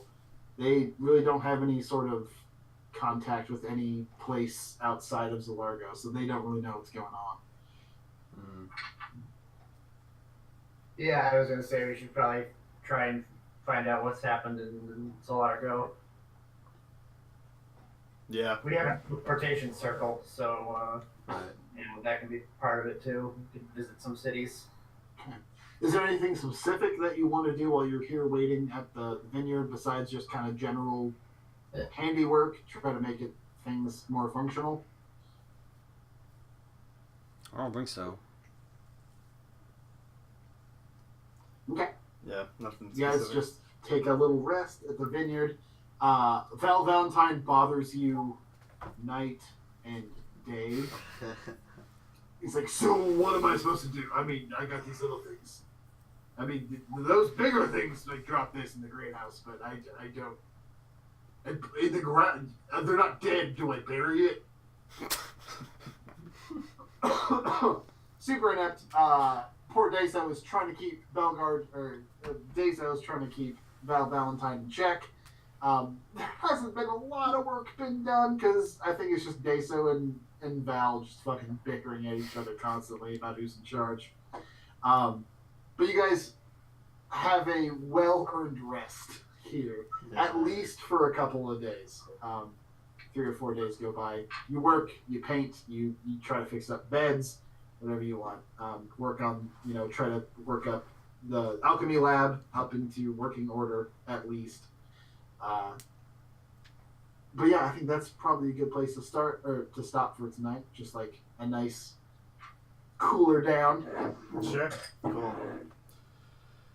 Sounds good. Yeah, still waiting for UC. Yeah, I gotta go to bed. Yeah. I Well- keep forgetting you guys are always an hour ahead. Oh, so it's 11:30? Yeah, it's just 11:30. Still early. Yarp. What's the Usador's other name? Something Biscuit? Biscuit meniscus. Biscuit Biscuit. Or Burke Baccarat. Nick Baccarat. Wait, Uh, little biscuit. Just wanna kill this. Is it Tickle Sure. Me Fingies? Bagel me things. Bagel me fingers. Bagel Me Fingies. What, and then his vampire name, something Dawn Walker. Oh, fuck. There's many, many names. See you guys. They're all snakes. See you, Joe. Good night. All right, guys. Have a good week. You Hey, too. can you Thanks, send those spells Thanks. in the group me? Say what? Can you send those spells in the group me? Yeah, I'll do Okay, cool. Thanks. that. All right, bye, guys. All right. Good night, John. Bye. Bye. Later,